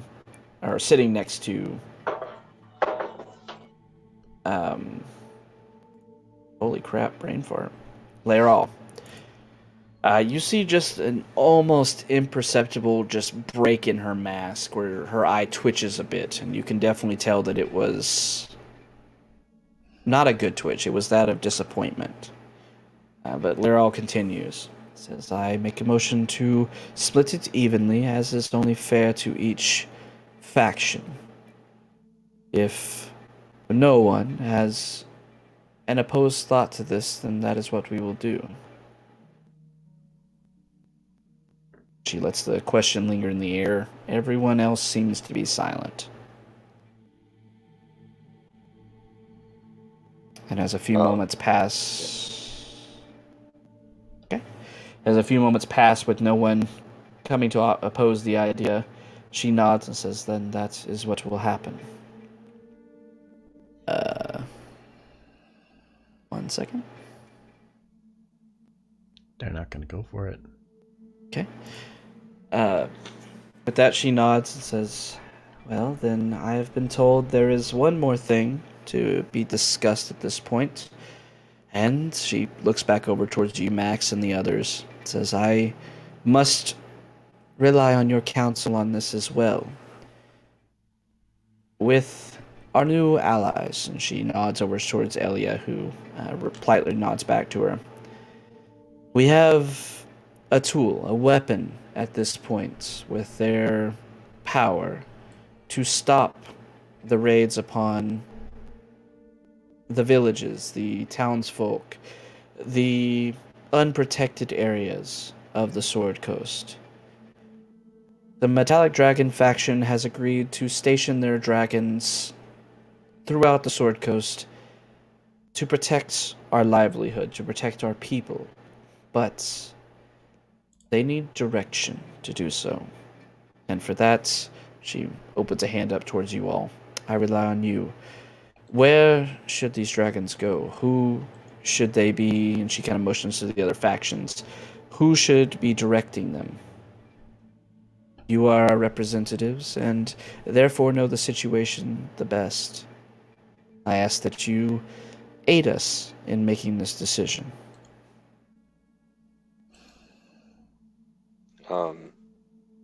Of course, in any way that we can. That she kind of motions around, says there are different factions that we have discussed about this issue. For us, those of us within the Lord's Alliance, they could be used to protect a capital city within a delegate's territory. She looks over at Romalia, says if a dragon was assigned to the Harpers, they would be used for intelligence gathering. They can see much further and proceed and retreat from areas much quicker than any of us could.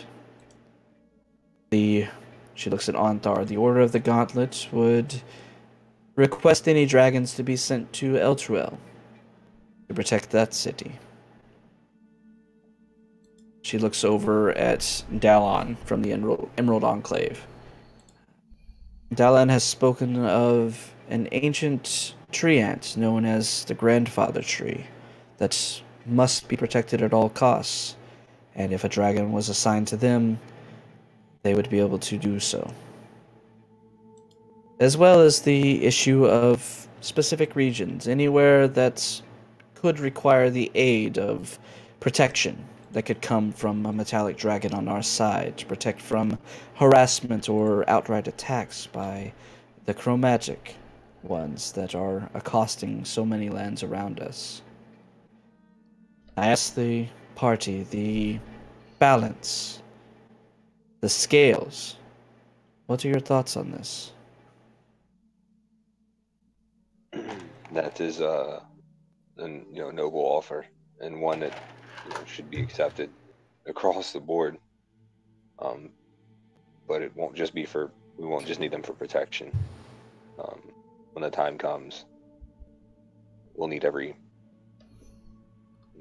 claw, every sword, every tooth, every shield to take the fight to them. As you say that, you see Elia beginning to rise out of her seat, and Lyra kind of nods to her after she looks to for assent. Elia looks back towards you, and her chin upraised as she looks very proud standing there in her presence. Says, "You will have it. We have made our agreements. We are satisfied with the concessions as they have been presented today. You will have our help in the war to come. That I promise you." That, I think, should bring us to the next point. When do we take the fight to them? Every moment that we wait, our enemies go stronger. As you ask that, she turns over there. She was kind of looking for that if y'all anybody preferred, but if you want all of those things sent out, she would have been fine with that too. Okay. I wasn't sure, because that was kind of what I was getting from it, was she was like, okay, tell us where you want them to go. And it's like, yeah. Oh, I thought it was, okay. Yeah, that was a very open-ended way of saying we can protect them all, you can send them everywhere, or if you say, fuck that guy, you can say, no, let's focus more on this area. Go there. Yeah. So, okay. Gotcha. That's up to y'all. She's leaving it open to you. And let's not make our decisions quite yet until we've finished. That will be the last point of business. That Laurel nods and says, well, on the topic of that, I believe that some interesting news has been brought to us, as seems to be the usual for these council meetings. And with that, she looks back towards Ramalia. Ramalia begins to speak. Says, there was a missive sent to us, an unexpected one, to be sure.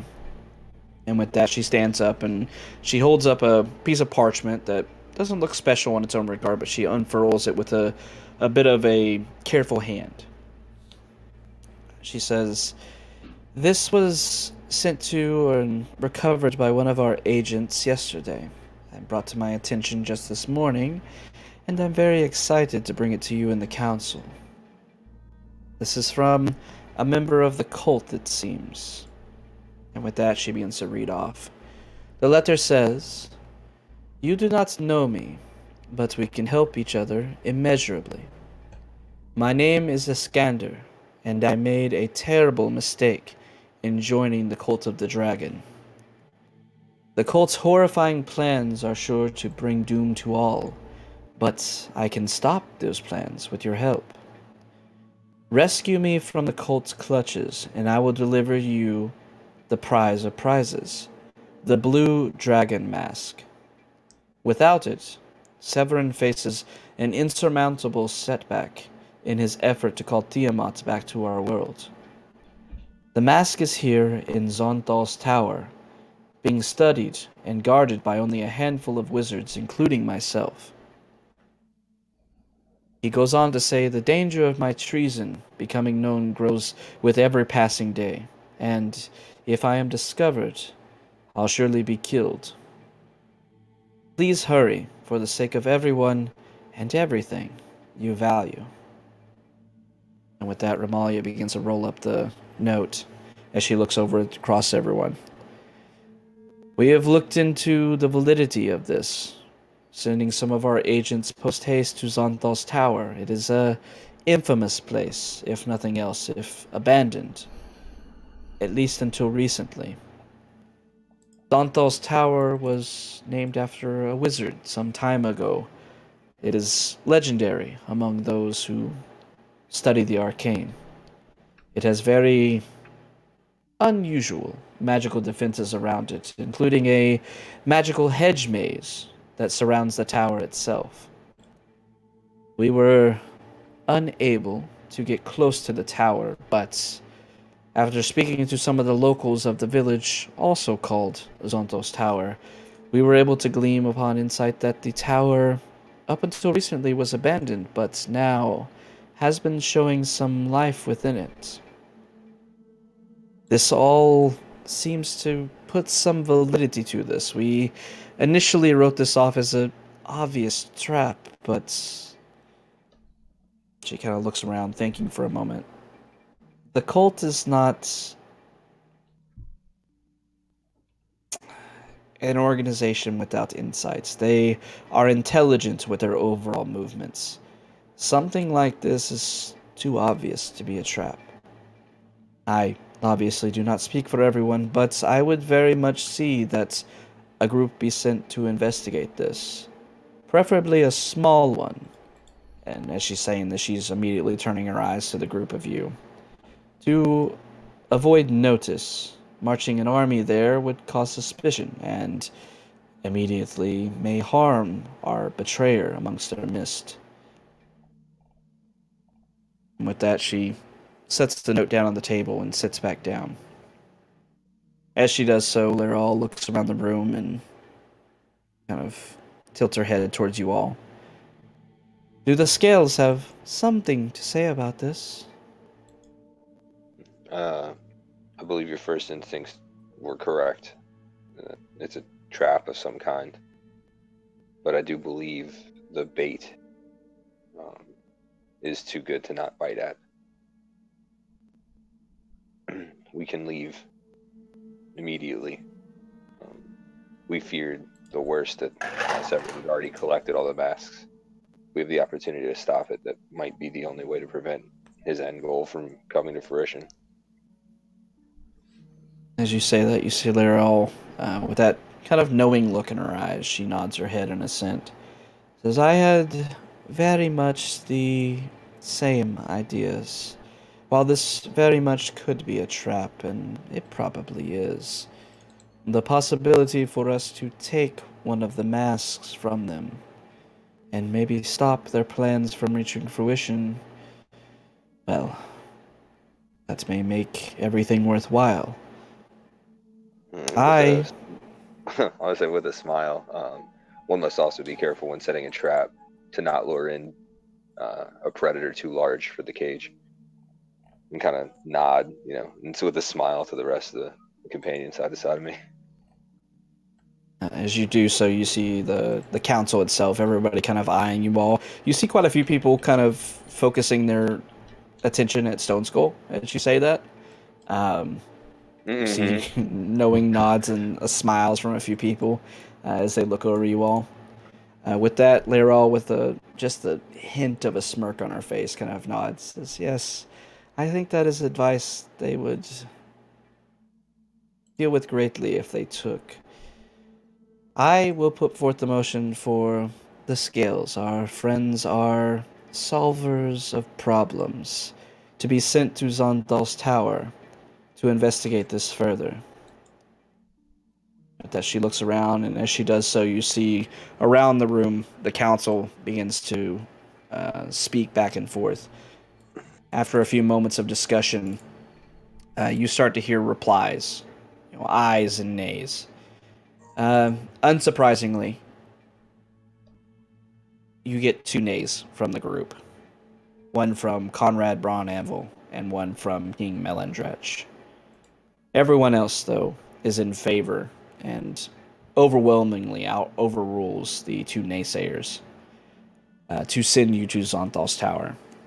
And as this business concludes, Lyril nods and says, well, it seems that we have reached a consensus there.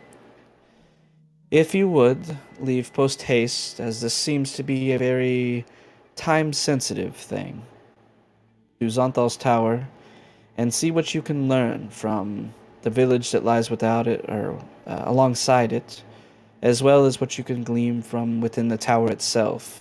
Though, I do warn you, even I have heard of this tower. It is difficult to reach the tower itself. Conventional means will not work, from what I hear, and that comes from reliable sources, one of which being Elminster, who I'm sure you've heard of. And you all would know that Elminster is one of the most famous wizards of all time here in Faerun. If he's saying something, it should be believed. Stone Skull's like, who? Who? Who dat? And kind of, I imagine nodding my head, understanding it still must be attempted. Now is not a time for indecision. That she nods, says very well. As of now, we will begin work on the things discussed here. The hoard itself has been reasoned out. The concessions have been made, and you see her looking between King Melendrech and Conrad Braunanvil. And they will be carried out, for the honor of the council is the honor of us all.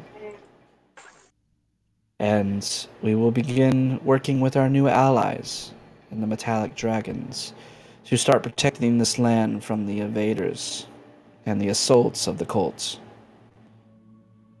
I have also heard some word here recently, and as she does so, you immediately look over and see Romalia kind of looking up with raised eyebrows. We have other allies that will be joining us soon. She looks at you, the party, says, 2 powerful and now friendly factions will be joining us, I think, for the next and hopefully final council session we have. The Arcane Brotherhood has finished going about their way of doing things and has set up a force to be used with us. I have also heard word of a giant castle coming down from the spine of the world to the north. That's awesome. It has been rumored that there are giants upon this, and they are coming down prepared for war. I do think they will be in our favor. And they sure no love to the dragons, to be certain. Once again, this hint of the smile on Lyril's face as she nods. Says, well, with that being said, that will be all of our business today. If there is nothing else that needs to be discussed, she glances around the council. Very well. Then I will call this 3rd session of the Council of Waterdeep adjourned. With that, she nods to everyone, and the council begins to break up. As it does so, you see familiar faces, ones that are friendly to you. You see the 2 who were promised to do concessions against their own will, as they were not present for this Council of Metallic Dragons storm, for the most part, out of this chamber. Conrad Braunanvil does make the curt, I suppose, visit to Elia, you assume, to work out the details of the return of her broodmate's armor, or broodmate's remains. But King Melendrech is done with this council session and storms off in a huff, essentially. You see familiar faces coming over to you. You are immediately greeted by 2 of your closest friends, as far as the factions are concerned, with Ontar Froom and Romalia Haventree, who move over, congratulating you on your previous endeavors. Romalia speaking very highly of you when it comes to the council with the Metallic Dragons. She was very impressed by the fact that you were able to get out with giving up so little. She expected much larger concessions to have to be made to secure their allegiance. Onthar Froom, being Onthar Froom, can't stop talking about the fights that you supposedly had with the metallic dragons, with the gold dragon himself, the leader of that council, as well as your endeavors down in the Misty Forest against the Wormspeaker Neurovane and his companion Chuth. Word of that already reaching his ears, and he could not be prouder of you all, especially of Ignalia, who he calls one of his own. Go away, After Dad. after a few minutes of You're embarrassing quaint, me, Dad. you're embarrassing me, Dad. Why are you doing this? Gold After a few Dragon minutes, kicked our ass, Dad. he's like, "Of course it did. Are you stupid to engage in combat with one of those?" Yes. It's all right. You learned a lesson, I suppose. But it asked us to. Didn't really ask you to. It told you were fighting it. Hey, I'm the one telling the story. It asked. He wasn't there. He doesn't know. He's like, I believe that's really. But with that, they bid you adieu, saying that they'll be within Waterdeep itself, within the palace, if you need to seek them for counsel or anything of the like. You see various members moving out. Istval steps up behind you and does speak for a few moments to the group of you. He speaks and basically says that he heard about what happened in Daggerford, and while he hasn't lived there for some time, he's long since left his childhood home of Daggerford and ventured out to Cormyr, where he lived a good portion of his life. He says that is still a home to him, and that you saving it from a dragon attack, even if that attack was probably centered at you, he appreciates it, especially since some of his men he brought from Cormyr were stationed in that town currently. But with that, he once again offers, saying that if you ever have any questions regarding dragons or anything that he can give to benefit you, to not hesitate to ask. He's stuck in this city, unfortunately, for the time being, until this war happens. And with that, he bids you all adieu. Most of the other members of the council leave without more than a nod to you, really. You see Raynar Neverember and his advisor, maybe, this tiefling that was within the group, within the council as well, leaving alongside him. The rest of the Lord's Alliance and Dalan kind of thanks you from the Emerald Enclave for looking into it and taking care of the threat to his homeland, the Misty Forest. Thanks you on behalf of not only himself, but the Emerald Enclave. After the ceremony is kind of let out and put down for the most part, you finally leave the council chambers and head back to the palace, and finally out of the palace itself, back into Waterdeep.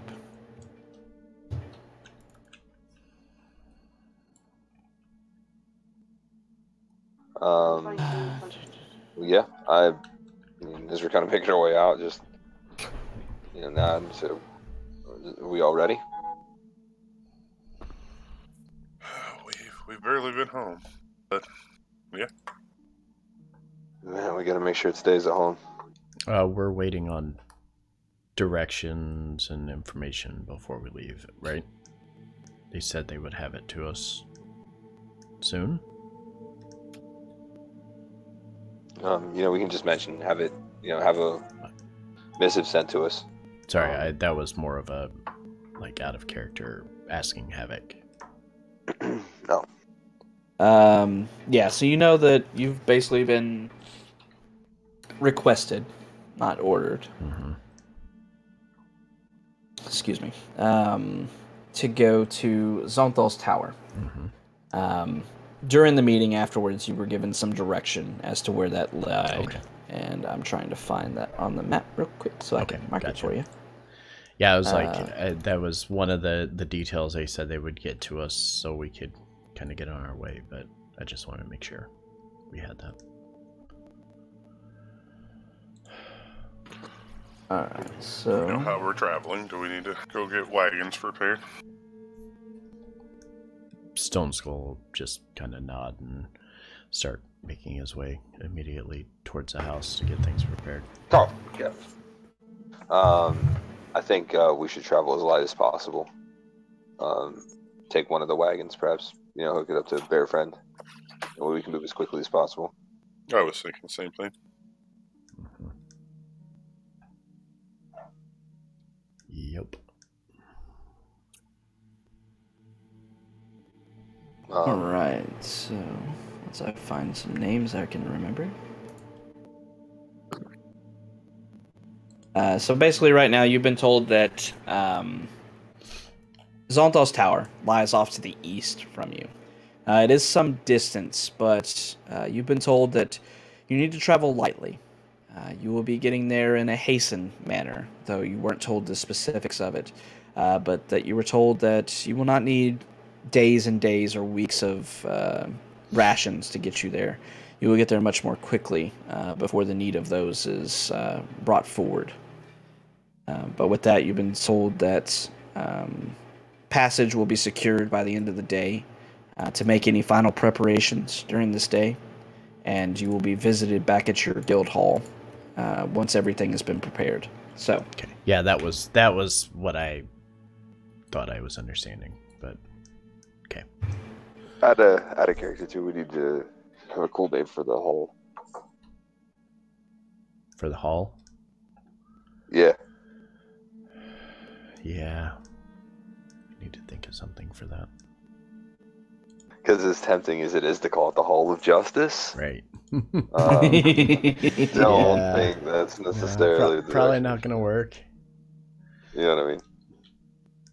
Please don't copyright strike me. Right. alright, so if y'all have anything else, once again, having kind of a day to yourselves, anything you would like to do, anything you'd like to go search out for, to try to buy or anything, you're welcome to do so. How much Potions longer? of resistances. Oh, yeah. Scrolls. I'm going to definitely go and buy... How many potions did Tara get? I got 7 regular. Hold on. Let me look on my notes. All right, and are those yours or are you splitting? Because if you're splitting, I'll give you gold and stuff. Yeah, I was just gonna hold on to them for everybody. If you want to split them up now, we can. If you want to go buy the rest of what Havoc said was left, yeah, I may do that. I'll head over and see on that. How long did you say on the daggers, Havoc? A couple days at least. Okay, that's fine. They're more sentimental than they are. Right. There should be 10 regulars left and 6 graders left, if I remember correctly. Okay. It was floating about there. 8 graders, 7 regulars. Okay, the regulars are 50. Yeah. So for all of them, it would be 7 times 50 plus 8 times 250. 2350 for all of them. Wait, 8 times how much on the last one? 250. 250 for graders. Okay.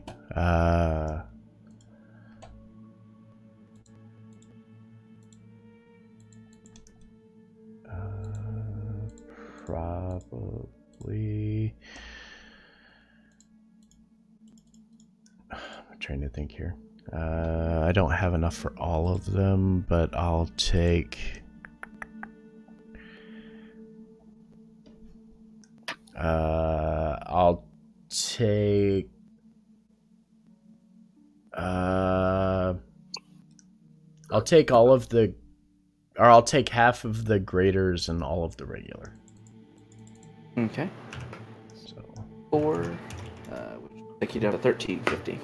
1350. Sharp. Okay. That's going to pretty much drain my bank account.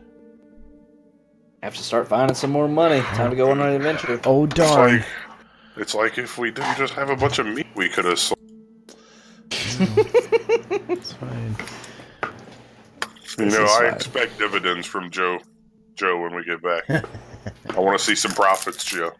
Okay, so that's 7 and 4. Okay. So I'll just put those on my list for now, and then we'll figure out what else to do with them. How much money did y'all give Joe? I gave him 50. Zorn gave him 50. Yeah, I think Stonefold gave him 52. I did not, but I can give him 30 gold. Billy gave him a couple of precious gems worth a couple hundred, something 100 apiece. Well, actually, I do have 50. I could give him 50. That's fine. Okay. We just bestowed like several hundred gold upon a commoner, so let's watch him devolve. Yeah. Let's see. Rogar. Hey, buddy. How are you doing? Doing good? Good. Good? Cool. Yeah. Alright, you're not dead. That's good. That's good. I'm glad you could be here with us. I want you to roll me a... Well, let's see. I've got 15 gold 150 now. plus like After 200 more everything. gold. Go ahead and roll me 10d10, please.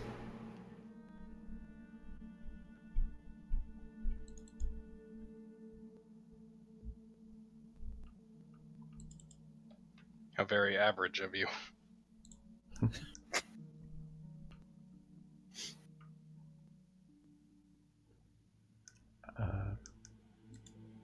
During the time we have that we're waiting on the end of this, Stone Skull's just going to sit down with his jeweler's tools and fumble around with this broken dragon's tooth. Alright. Anybody have anything else? Any other shopping? Any other inquiring? Anything else you'd like to do? Yeah, the potions, for sure. Yeah, the potions take care of, yeah. Okay, cool. Sorry. Groovy. If y'all would like to distribute those amongst yourselves, go ahead and do it now. Yeah, I mean, so if you guys want to split those up, I took 7 regular and 4 greater at 1350, so however much you guys want, just let me know. Yeah, I've got plenty too, so if y'all want some. Yeah, I mean, I'll take like a greater or two, and then I'd be fine. Actually, I'm going to do this. Stone Skull, I'm going to swap you the superiors, because you're going to need more health pull for three of your graders. And then I'll give Ignalia one of them. Okay, so I'll give Ignalia those 3. Okay, I'll have the 1 greater then, and then 3 and then superior. 3 superiors. Okay. What are those? Thanks. 64 plus 6? Let me tell you. So a regular health potion is a 2d4 plus 2, a greater is a 4d4 plus 4, and a superior is a beefy 8d4 plus 8. Holy cow. Alright. And you said 3 of those? Yep, 3 superiors. You went too fast. I didn't get to type all that down. Potions. 248. Is 2d4 plus 248. 248. So 2d4. Yep, 2d4, 44, and 8d4. 8d4. And then it's 2, 4, and 8. Yep.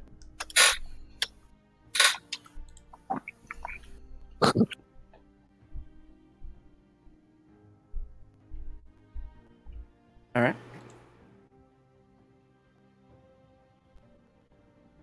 Yep. As you go out through the day... I'll Go pay ahead. Tara for the potions. Alright. If nobody has anything else they'd like to do, then you will... No, stop it, Havoc. Oh, alright. I want to look for scrolls. Look for scrolls, alright? Anything in particular you're looking for? If I could find some scrolls of haste, that would be fabulous. Alright. Let's see if you can do so. Um, Holy cow, so much. let's see. I Um, wonder what the rules were on this. also, yeah, that's Fallout music. I need to remove those. God, that's way too much word. Math. Let's see. Let me just go back to my regular thing here. Oh. It's just one.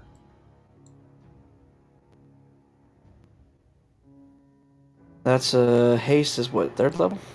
Yep. 205. Alright, roll me 2 D100s, please. Oh boy.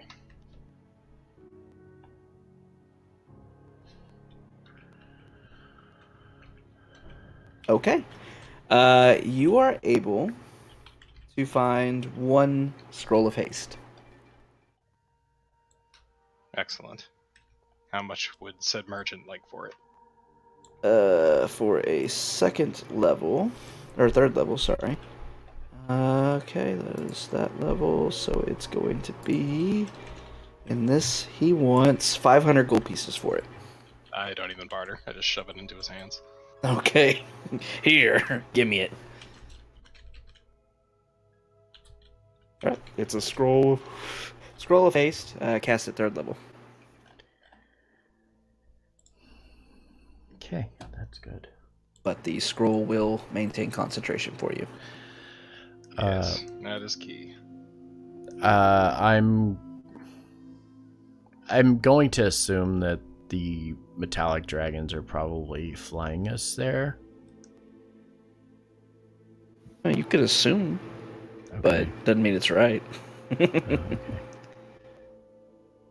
I mean, I'm gonna just prepare one of the small basic wagons just in case. Have like an extra wheel or axle, but for the most part, I'm planning on packing light because I have rations for the bear in my pack and things of that nature. So I'm not too, frantic about trying to get a bunch of other stuff on there. Okay. One more time. Anybody want to look for anything else in the city before you head back to the guild hall to wait further instruction? No. The what I was talking about with potions is potions of resistances specifically. Oh, you want to see about getting those crafted? Yeah. What's available? Let's see.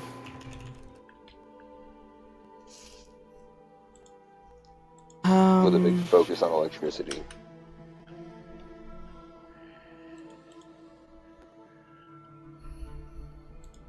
Let me look here. I figure blue mask, if it's going to be a trap, blue dragon's probably going to be involved. Probably. Do you wear heavy armor yet, Willie? Medium. Okay, because I believe we have plate armor with lightning resistance, right? We got that from the council, I think. What? I don't need that. Okay, but on Dragon that note, wood. I'm equipping that shit. No, I'm saying like Okay. dragon wood, dog. I get it. Like, I don't need fire. I'm good. Just know that plate armor does require attunement. Yep. No, I'm taking off my ring. What do I have for my attuned items? I forgot. Oh. Alrighty. Oh, right. That Willie, saddle is a requirement. Yep. go ahead and roll me 3 D100s. If you can find any potion resistance.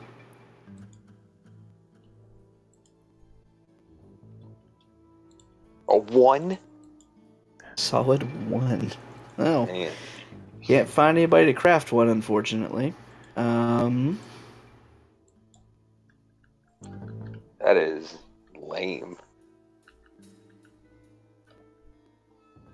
What did I do? I imagine asking 3 different vendors roll a 1. I just rolled up. And the first two to see if you can find one. The last roll was to see if you could find somebody to craft one from the materials you have. Yeah, you didn't find anybody. Roll me one more D100.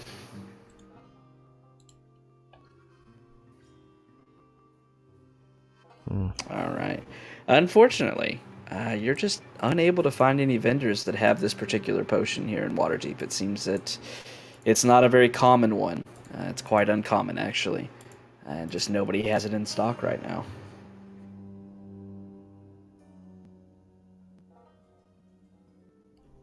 Okay. Anything else you'd like to look for?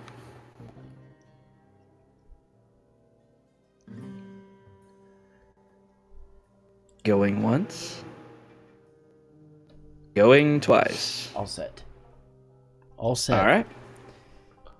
Let's dance. Let's go. Let's dance. All right. So you all, after doing some various shopping and searching for goods, unable to find everything you wanted, but you know that adventuring gear restocks daily here in Waterdeep. So maybe next time you come down, maybe you'll have better luck. You all head back to the guild hall. As you move in and kind of settle down and such, kind of resting in the tavern area, you see Joe is a bit missing. He isn't there currently, but you assume he's probably out on business. Just a bit missing. He's not there. His right arm is cool, but the rest of him gone. Yeah, the rest of him's gone. You see he's incorporeal at this point. It's weird. But Joe is missing. He's not there right now. He seems to be busy with other duties. You assume probably for the guild hall based on earlier today. But with that, you make yourself at home waiting, and just as dusk is about to set in, you hear a knock, not on the front door, but on the... Oh, I should move you out to the tavern. But on the side door, right next to the tavern itself over here. And as I imagine, Rogar gets up and moves over. He opens the door, and you see a familiar face. Another tiefling, whom you've met some time ago. You recognize the female tiefling Macath the Crimson, standing before you. As you open the door, she nods to you while letting herself in, kind of moving her cloak down and kind of shakes her head. Says, it was annoying to find you all, actually. A bit of a trek here from the palace, but, well, they said that you wanted to be met here, so here I am. At that, she kind of looks around at you all. What? Are you surprised to see me?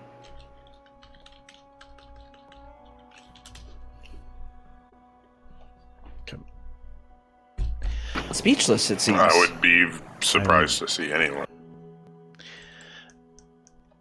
No, I think the cat's got our charismatic characters' tongues. Well, either way, I am here to escort you to where it is you need to go, as we were sought out for information on this Zonthos Tower. You see, it lies some way to the east, and it just so happens, a century or so ago, or maybe longer, it's hard to tell, there was a teleportation circle put there, and I was able to find it in my studies of the lore, the ancient information that we saved from Arathator's lair. See, this teleportation circle, I assume, has not been used in some time, but they're somewhat difficult to get rid of, so it should be there. It'll be in the village of Lork, actually, off to the east. And then I've told that Zonthos Tower lies about, a day or so south of there. Should be a much shorter walk than traveling all the way from here from Waterdeep. I guess Stone Skull will come up and say, so we're just walking then. Oh, after we teleport, yes. And we is a strong word. I'll be taking you there, but I have no interest in going to this tower, personally. It does sound intriguing, but, well, I'm sure you were told in the last council session, I have been deemed an emissary, a representative for the Arcane Brotherhood, so I have other duties to take care of. Oh, okay, well, It's gonna be big enough for a bear friend, right? With that, she thinks, says it's a fairly large circle, I would think. As long as you can be within 10 feet of me, we could take whatever you need. Or whoever. Okay. When are we leaving? As he quickly downs his mug, thinking we're leaving, like, right now. With that, she looks at you down in your mug. I am not leaving until tomorrow. You can go try yourselves if you want to, but tomorrow morning is when I planned on taking you there, if that is all right with you all. He doesn't stop. He just keeps drinking. It's fine.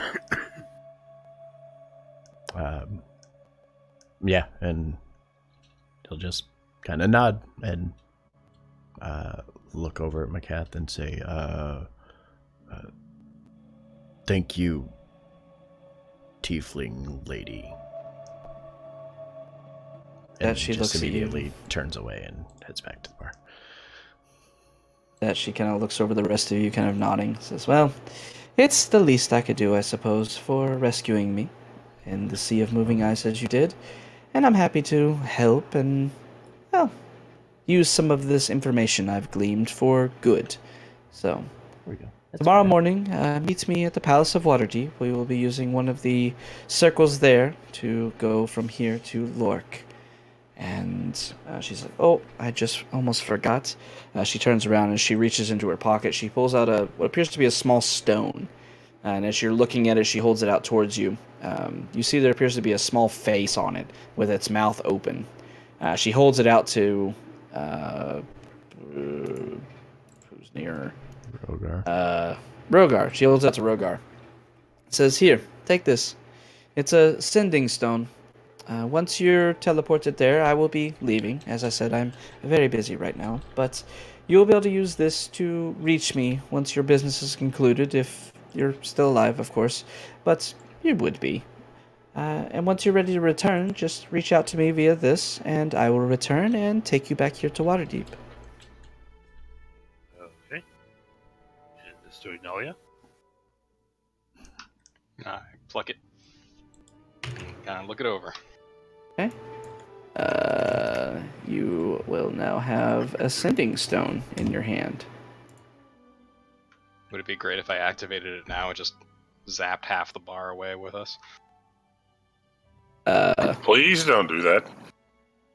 It wouldn't really do that. It would just communicate with Macath, who holds the other sending stone. It's not a teleportation stone. Yeah, it was only half there. Yes, I understand now.